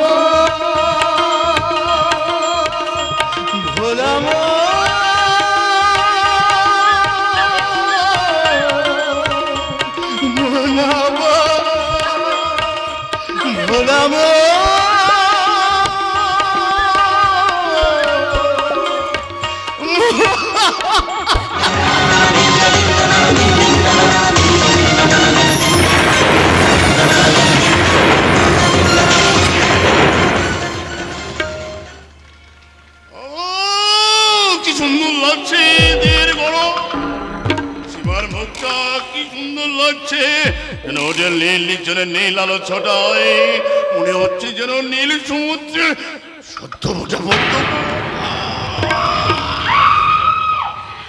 বারবার ওর জ্ঞান ফেরার পরের থেকে মনে হয় আমি শুধু মধু পান করে আমি তাহলে খবর হবে তাই না? কি সাজিয়ে সেজেছ মাইরি, তা হঠাৎ তুমি শোনো। না এলে কি করে জানতাম কি জানতে? যে তুমি আমার মধু ত্যাগ করে পদ্ম মধু খেতে যাচ্ছ? কে বলেছে? কে বলেছে সব কথা? কে বলেছে? হ্যাঁ নিশ্চয়ই নিশ্চয়ই শালা ওই লালমোহন। না, ওই লালমোহন আমার কাছে বৃষ্টিকে তুলে আনার সময় অনেক টাকা চেয়েছিল, অনেক টাকা। আমি বললাম মালটানা বিক্রি হলে টাকাটা পাবো কোথায়? হ্যাঁ পাবো কোথায়? তাই তাই তো তোমার মধ্যে আমার না ওই অশান্তি ভাঙানো কলঙ্ক রটাচ্ছে, কলঙ্ক কলঙ্ক রটাচ্ছে, কলঙ্ক। কি হলো? এই দেখো চোখ নাচছে। চোখের কি দোষ? চোখের মাথা থামবে না। আমার ও মনে হয় চোখ বৃষ্টি বৃষ্টিকে কেন দেখার খুঁজে জন্য পাগল হয়ে গেছে। এই লালমোহন কি বলছে? হ্যাঁ? লালমোহন বাবু এসব কি বলছে? হ্যাঁ বৃষ্টিকে তুমি না বিশ্বাস করো, বিশ্বাস করো, আমি বৃষ্টির সঙ্গে একটাও কথা কি লালমোহন বাবু, আমি বৃষ্টির সঙ্গে একটাও কথা বলি। ও মাসি, জানো বৃষ্টির সঙ্গে কি চলছে মাসি? বৃষ্টির সঙ্গে পলাশ বাবুর মহব্বত চলছে। মহব্বত মহব্বত চলছে? কিরকম? এই পলাশ বাবু শোনো শোনো শোনো, পলাশ বাবু 100 টাকা, 100 টাকা। 100 টাকা? আমাদের মধ্যে এই অশান্তি বাঁধিয়ে দিয়ে 100 টাকা চাওয়া হচ্ছে, তাহলে একটা পয়সাও দেওয়া হবে না, একটা পয়সা। মাসি এই ঠাম্মা, মাসি মাসি বলবে না। মাসি মাসি বললে না মুখে ক্যাট করে একটা লাথি মেরে দেবো। সে লাঠি বড় মার খাবো, ও কিন্তু মুখে একটা কথা বলেনি, কিন্তু কিন্তু কিন্তু কি? চোখে চোখে কথা বলে, মুখে কিছু বলে না। দেহ নিয়ে করে খেলা, ও চরিত্র ভালো না। চোখে চোখে কথা বলে, মুখে কিছু বলে না। দেহ নিয়ে করে খেলা, ও চরিত্র ভালো না। থাম তুই থাম, ছাড়বো না, ছাড়বো না। তোমাকে কিছুতেই ছাড়বো না, কিছুতেই ছাড়বো না। তোমাদের দুটোকে খুন করে আমি ফাঁসিতে যাব। না তা হবে না। বৃষ্টিকে খুন করলে তুমি নতুন হোটেল কিনবে কি করে? বৃষ্টির সাথে পলাশ বাবুকে খুন করলে খাবে কি? নেপাল আমার ভাতে তো তোমার পেট ভরে না। বড় আশা করে আমার মতো একটা বরপটকে তুমি বিয়ে করেছো, বিয়ের স্বাদ মিটিয়েছো একটা সিঁদুরে তকমা লাগানোর উদ্দেশ্যে, আর আমাকে স্বামীত্বের সার্টিফিকেট বিক্রি করার জন্য দিচ্ছ হাত খরচের টাকা। সেগুলো তো আর পাওয়া যাবে না। কি বললে? আমি বলছি তা কি ঠিক নয় ডার্লিং? তোমরা ভাবো মানুষ কিছু বুঝতে পারে না? পারে পারে, সব পারে, শুধু বুঝো মুখ বন্ধ রাখে, যা এতদিন আমিও রেখেছিলাম। কিন্তু যখন দেখি রাতের অন্ধকারে পুরুষের দল বাড়িতে স্ত্রী বর্তমান রেখে নতুন নতুন মেয়েদের নিয়ে ভালোবাসার নামে মিথ্যে প্রলোভনে এখানে এনে বেঁচে দেয়, দেখি শিশু, নাবালিকা অথবা জীবিত মানুষের অঙ্গ প্রত্যঙ্গ কেটে রাতের অন্ধকারে বিক্রি করে, আর সেই পয়সায় আমাদের পেট ভরে। ঘেন্না হয়, ঘেন্না হয় নিজের উপর, ঘেন্না হয় তোমাদের উপর, সমাজের উপর। ও পলাশ বাবু, এই যে বাবা আমাকে বলে ধরেছো গো। ধরবই তো শালা ঝোলা থেকে বেড়াল বেরিয়েছে।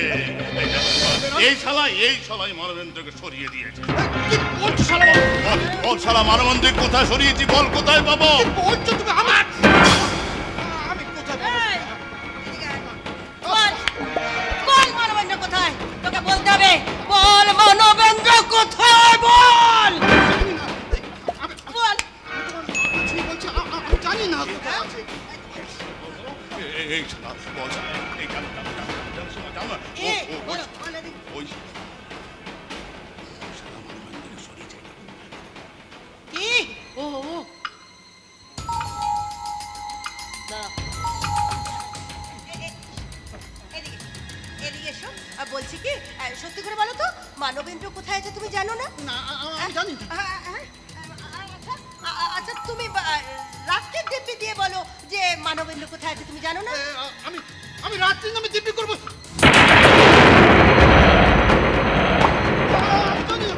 কেন জানবি না রে শালা, কেন জানবি না? তুই তোমার সীমার মাথায় হাত দিয়ে কিনা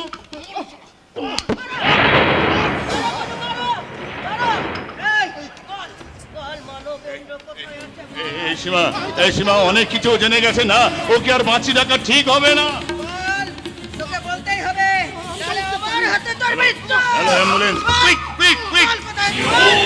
বাবু ক্যামেরাটা আড়াল করুন।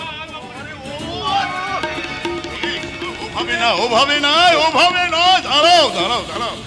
আরে ওই যে মরা আছে লাখ টাকা, হ্যাঁ তো ও আমাদের কাছে লাখ টাকা দাম। এই জান কি কি ভাবছো তুমি? ওই চোখ দুটো তুলে বাজারে ফেললে অনেক টাকা বিক্রি হবে। উনি একটা কিডনি তুলে দিয়ে দিলে তা আরো অনেক টাকা দামে বিক্রি হবে। শোনা কি ভাবছো যে ওকে কাউকে বলে দেবে? না না না না, যে ডাক্তার দিয়ে ওই চোখ আর কিডনিটাকে ট্রান্সফার করাবে সেই ডাক্তার দিয়ে ওই জীবটাকে হ্যাঁ।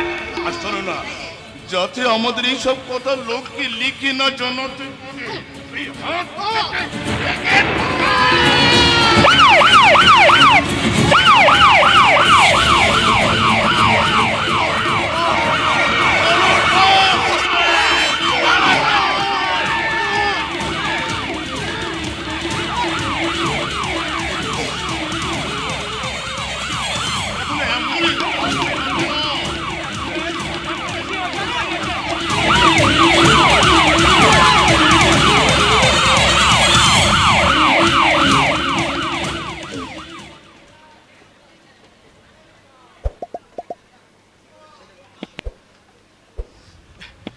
সত্যি বলছো? আমি সত্যি বলছো? আরে বাবা অনুপম, হ্যাঁ আমি সত্যি কথাই বলছি। আরে বাবা, আমার বোন বৃষ্টির সংসারে একটা অমঙ্গলের কালো ছায়া পড়েছে। তোকে আমি আর কি বলবো? বৃষ্টির পর মানবতা 6 মাসের উপর নিখোঁজ, তার মাঝখানে এতগুলো কাণ্ড ঘটে গেল। বৃষ্টির শাশুড়ি তো রিটায়ার্ড হেডমিস্ট্রেস, উনি থানায় ডায়েরি করেননি? আরে বাবা, দাদা যখন বলেছে তখন নিশ্চয়ই করছে। আমার কথাটা শোনো, আমার বৌমাকে তুলে নিয়ে গেছে, আমি তার সাক্ষী। আকাশ কোথায়? আকাশ, আমি আকাশের কাছে জানতে চাইবো কেন কেন সে সিবিআই ইন্সপেক্টর হয়ে তাকে তেল দিয়ে কে ঘুমোচ্ছে? কেন আমার ছেলে বাড়ি ফিরে এলো না? কেন তার বোন, আমার বৌমা ঘর থেকে চুরি হয়ে যাবে? কেন কেন কেন? কি বলছেন মাসিমা? আমার দাদা সিবিআই ইন্সপেক্টর? হ্যাঁ, তোমার দাদা সিবিআই অফিসার। আচ্ছা ঠিক আছে, সে এখন থাক, কিন্তু আপনাকে দেখেছে মনে হচ্ছে আপনি খুব ক্লান্ত। আপনি দীপ্তির সঙ্গে ভিতরে যান, ভিতরে গিয়ে কিছু একটু চাটা খান। না না না, আমি কিছু খাবো না। আকাশ কোথায়? আগে আকাশ, আকাশ আমার ছেলেকে ফিরিয়ে আনবে, বৌমাকে ফিরিয়ে আনবে, তবেই আমি মুখে জল স্পষ্ট করবো। এ আমার প্রতিজ্ঞা। এখনই এত বড় প্রতিজ্ঞা করবেন না মাসিমা। অফিসার আকাশ চ্যাটার্জির ওপর যে অনেক বড় দায়িত্ব রয়েছে, তাকে একটু বোঝার চেষ্টা করুন। আপনারা তাকে সহযোগিতা করুন। কিন্তু আপনাকে তো আমি চিনতে পারলাম না, কে আপনি? আমি এক সাধারণ মেয়ে, অদৃষ্টের বিচারে এবারে কাজের ছেলে বাবলাকে সরিয়ে তার জায়গায় আমি, মানে আমার রাত্রির আবির্ভাব, আমি রাত্রি সেন। আর সেই আবির্ভাবের পর থেকে তার সমস্ত দায়িত্ব মাথায় নিয়ে সবকিছু একাই সামলাচ্ছে। কিন্তু সবকিছুর মাঝখানে বাবলার মুখটা মনে পড়লে বড্ড কষ্ট হয়, পীড়িত করে তোলে। আকাশ, আমার মানবেন্দ্রের কোনো খবর পেলে বাবা? বৃষ্টিকে নিয়ে শয়তানটা কোথায় গেল আকাশদা? আরে সব বলবো সব বলবো, আমাকে একটু একা থাকতে দিয়ে, অনেক দায়িত্ব আমার মাথার উপর রয়েছে। আবেশ ভাই, এদেরকে একটু ওদিকে নিয়ে যাও। হ্যাঁ হ্যালো দীপ্তি, তুমি তুমি মাসিমাকে নিয়ে পাশের ঘরে বেডে শুইয়ে দাও।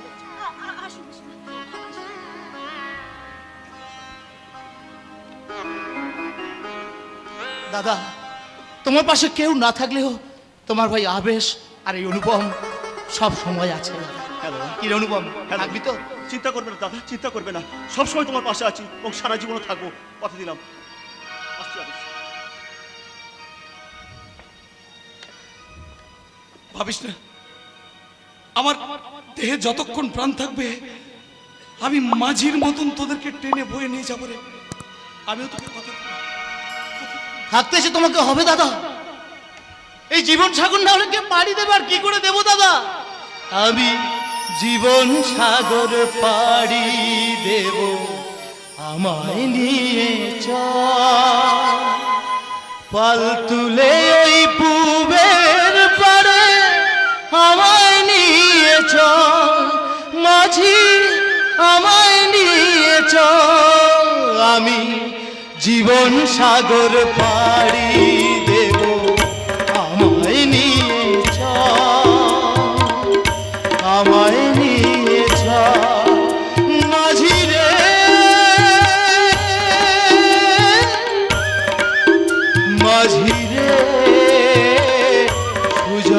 মাঝি রে।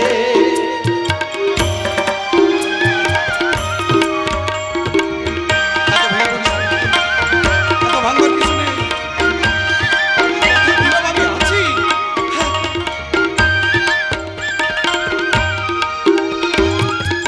কত ঢেউ এসে গেছে জীবনের তরে,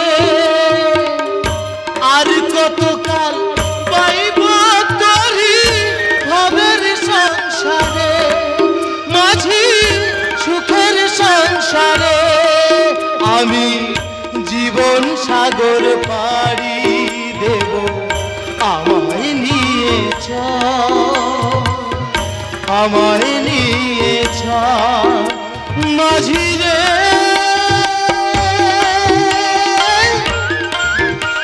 মাঝি রে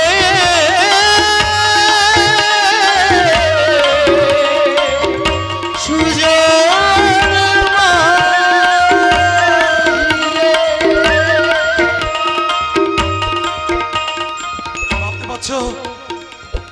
ভাবতে পারছো রাত্রি? ভাবতে পারছো আমাকে এদের কাছে কোথায় দাঁড় করিয়েছো? আমি জানি না আদালতের বিচারে আমার কি হবে, আমার কি শাস্তি হবে। তবে একটা মানুষের জীবনে যা যা পাওয়া উচিত আমি সব পেয়ে গেছি, সব।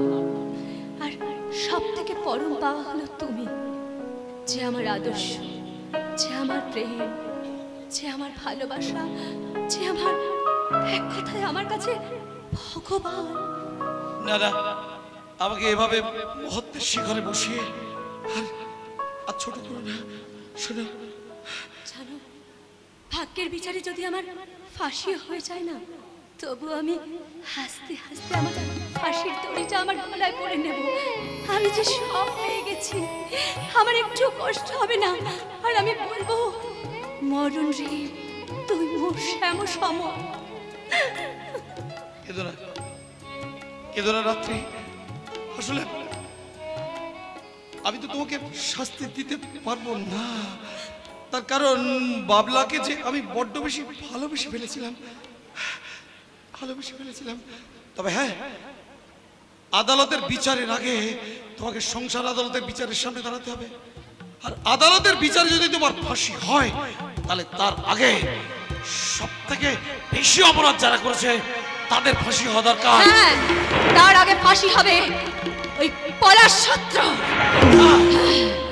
তার আগে ফাঁসি হবে সীমা বিশ্বাসের, তার আগে ফাঁসি হবে লালমোহন ছত্র।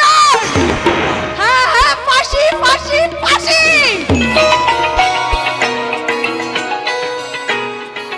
হ্যালো, হ্যাঁ কি বলেন? হোটেল? হ্যাঁ পাওয়া গেছে, আমি এক্ষুনি আসছি। নীল নির্জন আসছি।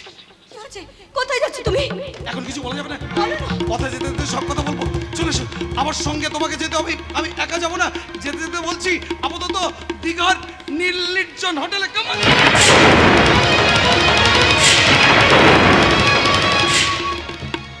ভালোবাসা নেই, অন্তত আমার জীবনে ভালোবাসা নেই। যার ভালোবাসার টানে বেঁচে আছি, না পারছি তাদের কাছে যেতে। আর যার ভালোবাসার জন্য বেঁচে আছি, সেই নেপাল মামা আমাকে যে কাজে লাগিয়ে দিয়ে কোথায় চলে গেল তাকে খুঁজে পেলাম না। আর কোথায় খুঁজবো তাকে, সে তো ঠিকানাই রেখে যায় নাই। কিসের ঠিকানা খুঁজছো গো মানবদা? বাঁচার ঠিকানা। আর মাঝে মাঝে তুমি আবার ভারী ভারী কথা বলো না, তোমার রাধুনিয়ানের শিক্ষক হওয়া উচিত ছিল। মানে কি বলছে আমি তো কিছু বুঝতে পারছি না। আর শোনো, আজ তুমি যে খাবারটা পাঠিয়েছিলে সেই খাবারের টান পড়েছে। কেন? আজকে তো অনেক বেশি খাবার হয়েছে। আরে অনেক বেশি খাবার বললে হবে নাকি? শোনো, দরিদ্র পথ শিশু আর শিক্ষিত সন্তানদের দ্বারা বিতাড়িত মা বাবা আর পাগলদের সঙ্গে অনেকটাই বেড়ে গেছে। তাই তো আমাদের হিসেবের বাইরে এমনি একজনের খাবার কম পড়ে গেল গো। আমি তাকে নিয়ে এসেছি, আমার খাবারটা তাকে দিয়ে দিও। কে গো? এই যে শুনছেন, আপনি ভিতরে আসুন।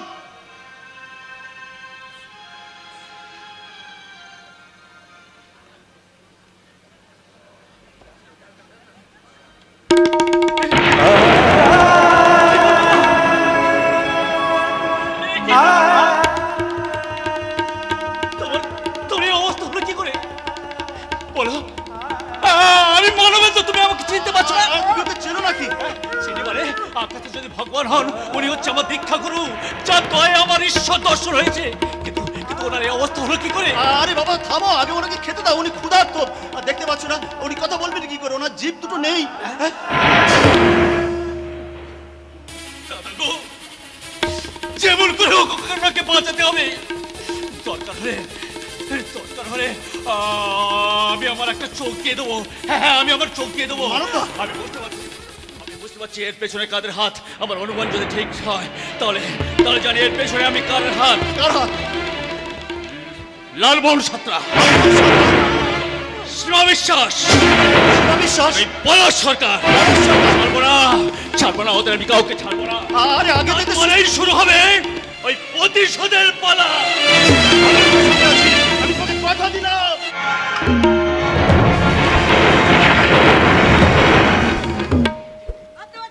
ভাবতে পারছি না বলু, তুমি এত তাড়াতাড়ি নেপালকে সরিয়ে দেবে এটা আমি ভাবতেই পারছি না। আরে এটা একমাত্র সম্ভব হয়েছে ইকবাল বাবুকে ঢাল করে। আরে ইকবাল বাবু ছাড়া আমাদের কি কোনো বাঁচার রাস্তা ছিল? লালমোহন কোথায় গেল? লালমোহন বাবু? হ্যাঁ? লালমোহন বাবু তো আসবেই, এখুনি এসে বলবে আমাদের। মাসি যা বলেছো মাসি, যা বলেছো তুমি ঠিক বলেছো। আমার সীমাকে তুই মাসি বলবি না, মাসি বলে তোকে আমি ফাঁসিতে ঝোলাবো। জ্বলাবে। এই 100 টাকা দাও দেখি। কেন 100 টাকা দেবো? শালা না মাস এখন শেষ হয়নি, মাস না শেষ হওয়া পর্যন্ত একটা পয়সা পাবি না। কেন দেবে না? হোটেল নাকি তোমার না তোমার বাবার?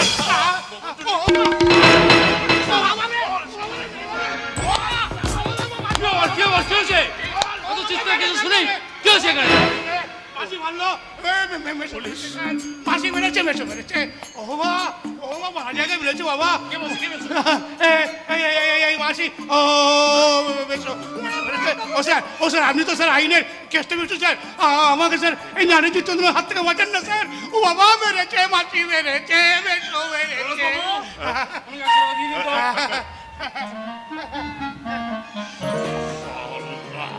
বেশো পথে এসো, পথে এসো। আমি স্যার ওই দীঘার সমুদ্রের পারে স্যার বাংলা খাবো।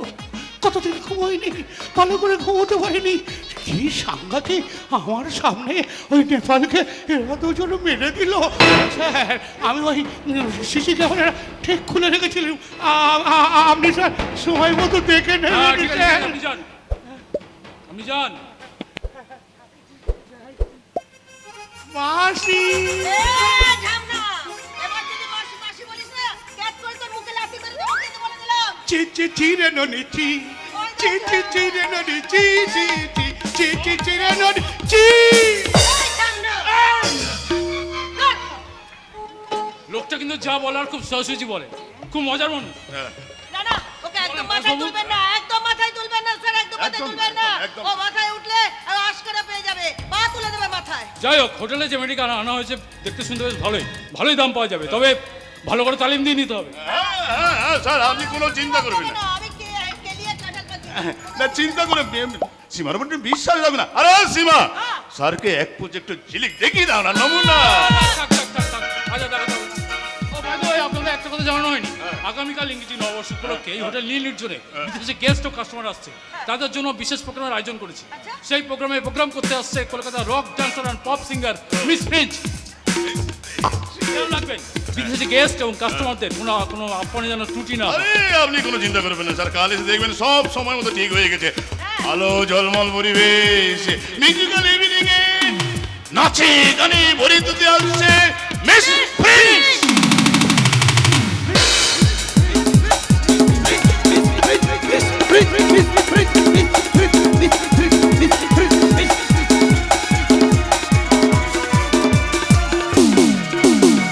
दुनिया में लोगों को धोखा कभी हो जाता है, आंखों में यारों का दिल खो जाता है। और दुनिया में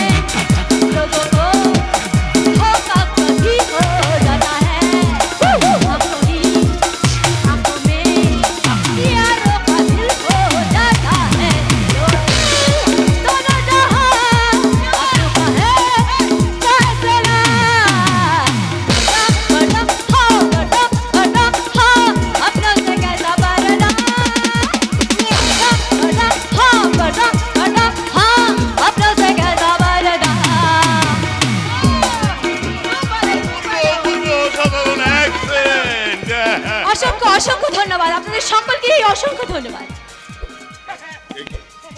কে আপনি? আপনারা আমাকে চিনতে পারছেন না? আমি আপনাদের সকলকে দেখে খুব খুব খুব খুশি হয়েছি। এইসব কথা কি বলছে গো? ও কি আমাদের চেনে নাকি? না না, আমি কিচ্ছু জানি না, কিচ্ছু বুঝতে পারছি না। বুঝতে এখন- পারবেন, আপনারা সব বুঝতে পারবেন আজ রাতে।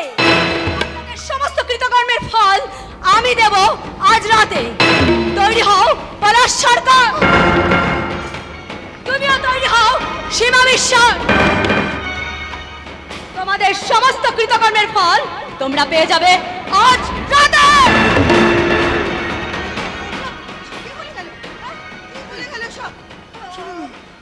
এক কাজ করি, চলো এখানে আমার মনে হচ্ছে আর বেশিক্ষণ থাকা উচিত হবে না। আমরা এই হোটেল থেকে পালিয়ে যাওয়া উচিত।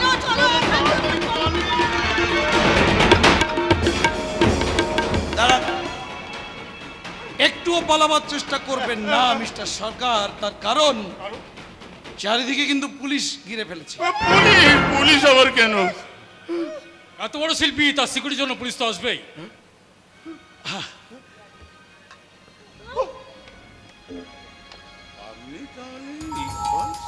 আমি ইকবাল খান নই, ছদ্মবেশে তোদের কাজ কারবারের প্রমাণ জোগাড় করছিলাম, আর এই দিনটার জন্য অপেক্ষা করছিলাম। আমি ইকবাল খানের ছদ্মবেশে অফিসার আশিস চাকলাদার। মুসলিম নাম না নিলে পাকিস্তানিদের সঙ্গে কারবার হচ্ছে তোরা বিশ্বাস করতিস না।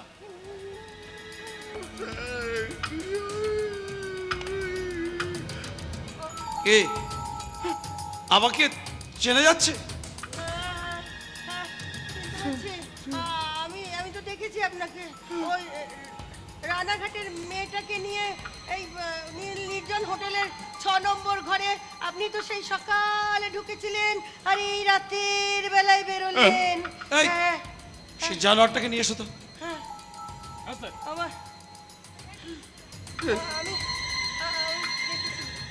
আপনার ক্ষমতা আছে, কিন্তু ক্ষমতা আছে। ক্ষমতা আছে বলেই তো তোমাদেরকে এই হোটেলে কায়দা করে নজরবন্দি করতে পেরেছি।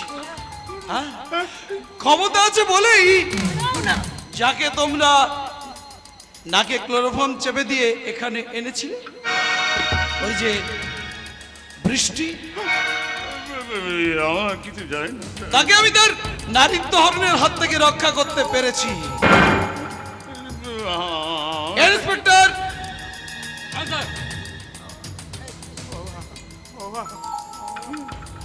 চিনতে পারছিস? হ্যাঁ, চিনতে পারছিস? হ্যাঁ, চিনতে পারছিস না? না, রানাঘাটটাকে শ্মশান ঘাট করতে চেয়েছিলাম। চিনতে পারছিস না? মরে গেছিস?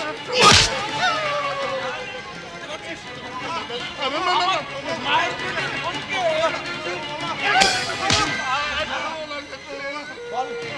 বলুকে মেরো না।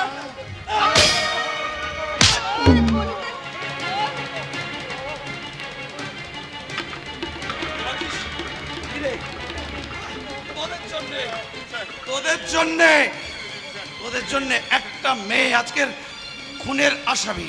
চিনতে পারছিস? হ্যাঁ, বাচ্চা গো,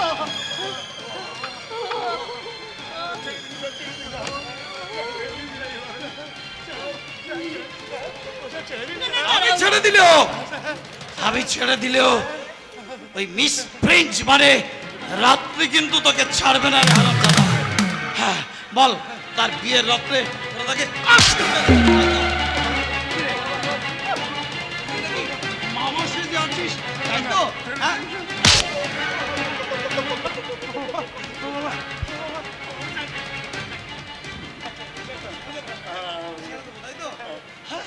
আমি তোদেরকে ছেড়ে দেবো না।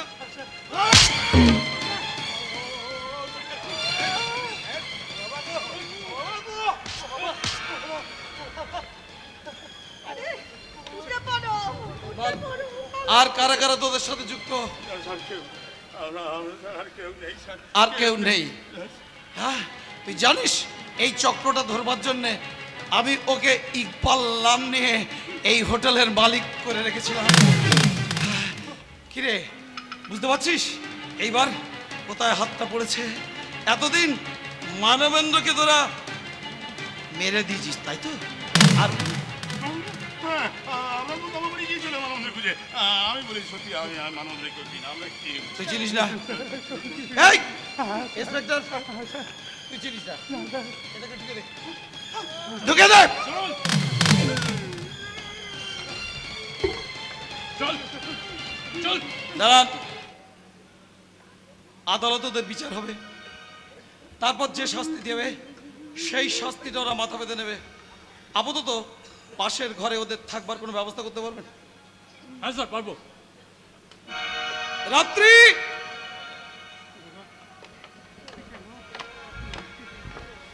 এই যেতে পারছিস?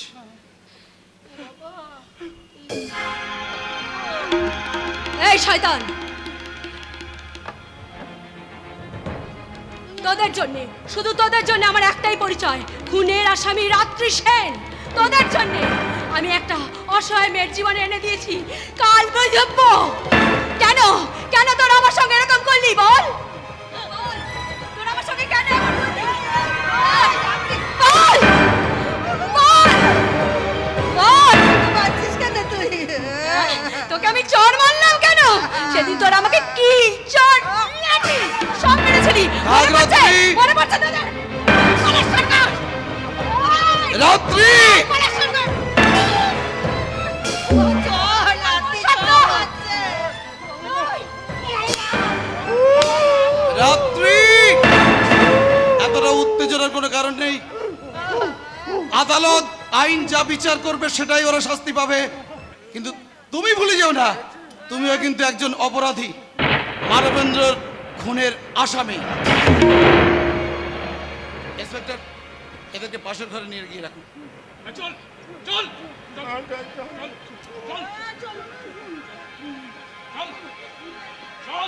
ও রাত্রি, আমাকেও যেতে হবে। ওই দেখ নিয়ে না যাচ্ছি না।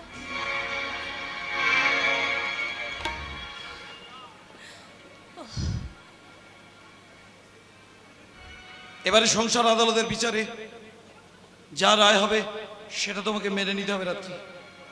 হ্যাঁ, আদালতের বিচার পরে হবে। যাদের কাছে অপরাধ করেছো আগে তাদের বিচার পর্ব আরম্ভ হবে। শুরু হোক সংসার আদালতের বিচার। বিচার পর্ব শুরু হয়ে গেল। আর সেই বিচার পর্বের প্রথমে আসছেন এক হতভাগ্য জননী, যিনি রিটায়ার শিক্ষিকা, যার সন্তানকে হারিয়ে তিনি আজ অসহায়া। না না আকাশ না, সন্তান বলো না, সন্তান বলো না, আমার কোন সন্তান? বৃষ্টির মুখে আমি সব শুনেছি। না না মারাত্রি, তোমার কোনো দোষ নেই। তোমার জায়গায় যদি আমি থাকতাম তাহলে আমি এই কাজ করতাম। হ্যাঁ গো মা, মাসিমা, ও যদি বেঁচে থাকতো তাহলে তোমার মতন আরো অসংখ্য মেয়ের সর্বনাশ করতো। ভালোই হয়েছে।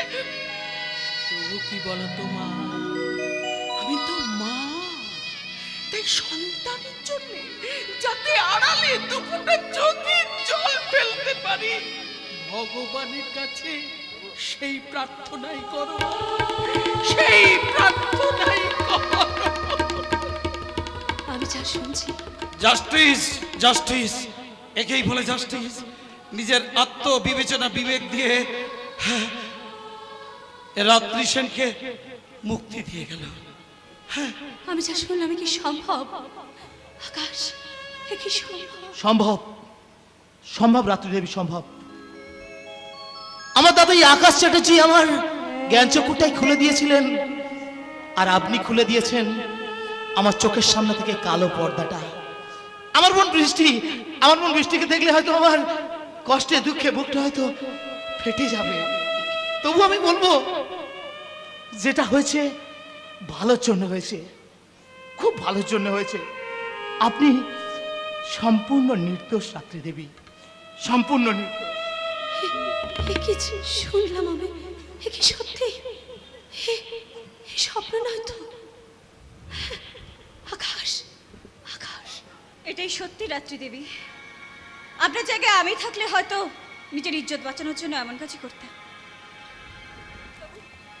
তবু আমাদের দেশের আইন বলবে এটা অন্যায়। কামনা করি বিচারে যেন তোমার ফাঁসি না হয়। এই সংসার চিরকাল তোমার অপেক্ষায় থাকবে দিদি। দিদি, দিদি তো দিদির মতো আমাদের এই সংসারে এসে আমাদের এই অগোছালো সংসারটা কি সুন্দর করে গুছিয়ে দিলে। তুমি যে আবার আর আবেশের দুটো মরণমুখী জীবনকে আবার নতুন করে জীবনমুখী করে তুলেছো দিদি। তুমি আমার দিদি বলে ডাকলে। এই সংসার চিরকাল তোমার অপেক্ষা থাকবে দিদি, তোমার অপেক্ষা থাকবে। দিদি সত্যি আমি এগুলো স্বপ্ন দেখছি না তো? এ স্বপ্ন নয়, এ সত্যি। আর এই সত্যি দর্শনের পুরোহিত হলেন আকাশ ছাড়া চিপ। আকাশটা আবার প্রমাণ করে দিল যে তার চক্ষু কোনো মানুষ চিনতে ভুল করে না। তাই তো আপনার ভেতরের প্রকৃত মানুষটাকেও আমরা ভালোবেসে ফেলেছি। মানুষের একটা পরিস্থিতি কখনো তাকে অপরাধী করে না রাত্রি। হ্যাঁ, সংসার আদালতের শেষ বিচার শুরু হয়ে গেল। বৃষ্টি, বোন বৃষ্টি, আর এখানে আকাশ, আকাশ, তুমি কি করছো আকাশ? বৃষ্টি, তোর স্বামী হত্যার প্রতিশোধটা নে। বৃষ্টি, বৃষ্টি, আমি তোমার সামনে দাঁড়িয়ে আছি। আমি তোমার স্বামীকে আমার খুন করেছি। তুমি আমাকে যত খুশি শাস্তি দাও, তোমার অভিশাপের মুখ ফুটে বলে দাও আমাকে সমস্ত কিছু। তুমি তুমি তুমি আমাকে যত খুশি অভিশাপ দাও, আমাকে শেষ করে দাও, আমাকে তুমি খুন করো। বৃষ্টি, তুমি চুপ করে থেকো না বৃষ্টি।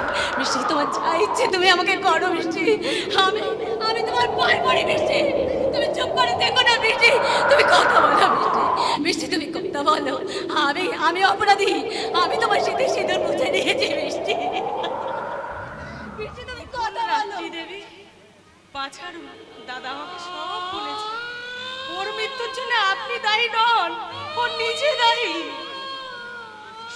শোনো রাত্রি দেবী, দাদা আমাকে সব বলে দিয়েছে। ওর আর আমার বিয়ে হয়েছিল দুজনের বাড়ির অমতে, কিন্তু শেষমেশ ওর বাড়ির লোক মেনে নিয়েছিল শুধু বংশ রক্ষার কারণে।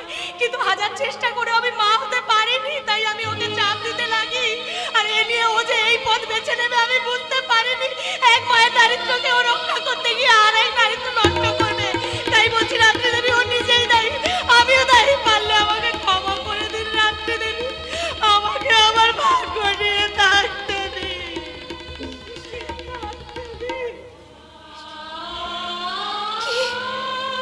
তুই আমাকে জিতিয়ে দিলি রিবন, আমাকে জিতিয়ে দিলি। যাক, সংসার আদালতের বিচার শেষ। সেখানে সবাই তোমাকে মুক্তি দিলেও আইনের আদালত তোমাকে মুক্তি দেবে কিনা জানি না।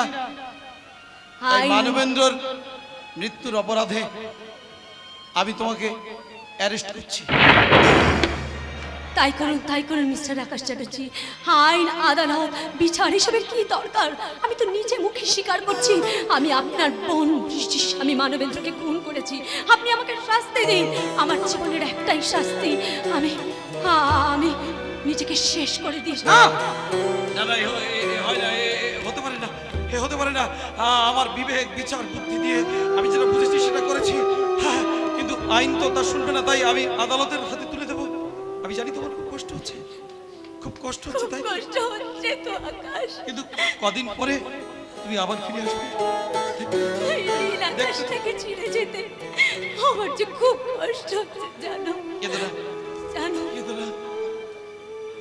শোনো, আমি তোমার অপেক্ষায় সারাটা জীবন বসে থাকবো।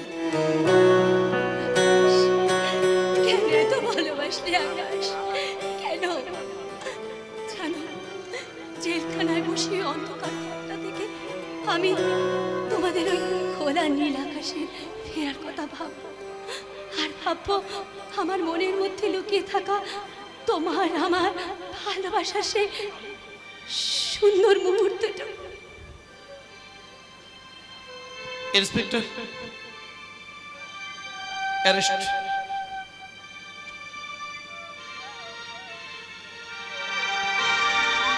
प्रीत की लत मोहे ऐसी लागी हो गई मैं मतवारी बल बल जाऊं अपने पिया को हमें जाऊं वारी वारी मोह सुध बुध रही तन मन की ये तो जाने दुनिया सारी बेबसियों लाजार भीरू में हरी मैं दिल हरी हरी मैं दिल हरी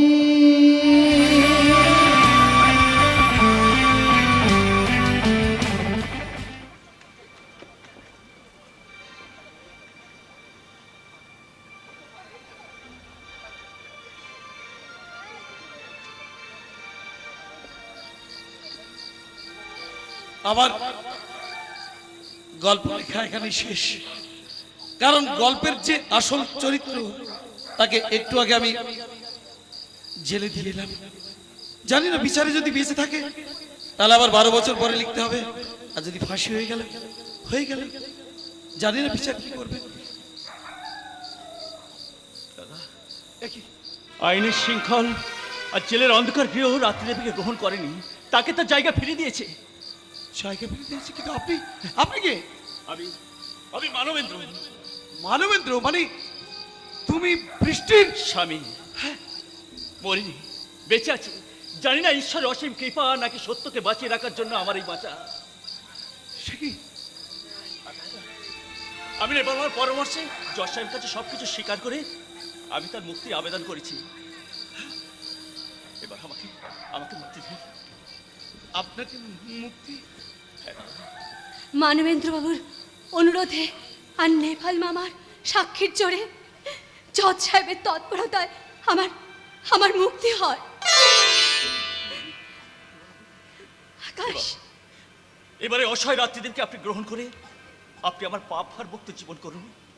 এছাড়া আমি আর কিচ্ছু চাই না, কিচ্ছু চাই না আকাশদা, কিচ্ছু চাই না। চলুন অফিসার, চলুন।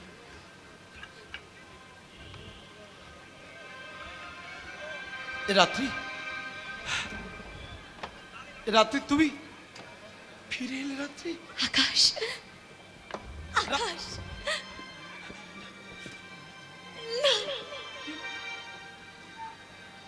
ও আচ্ছা,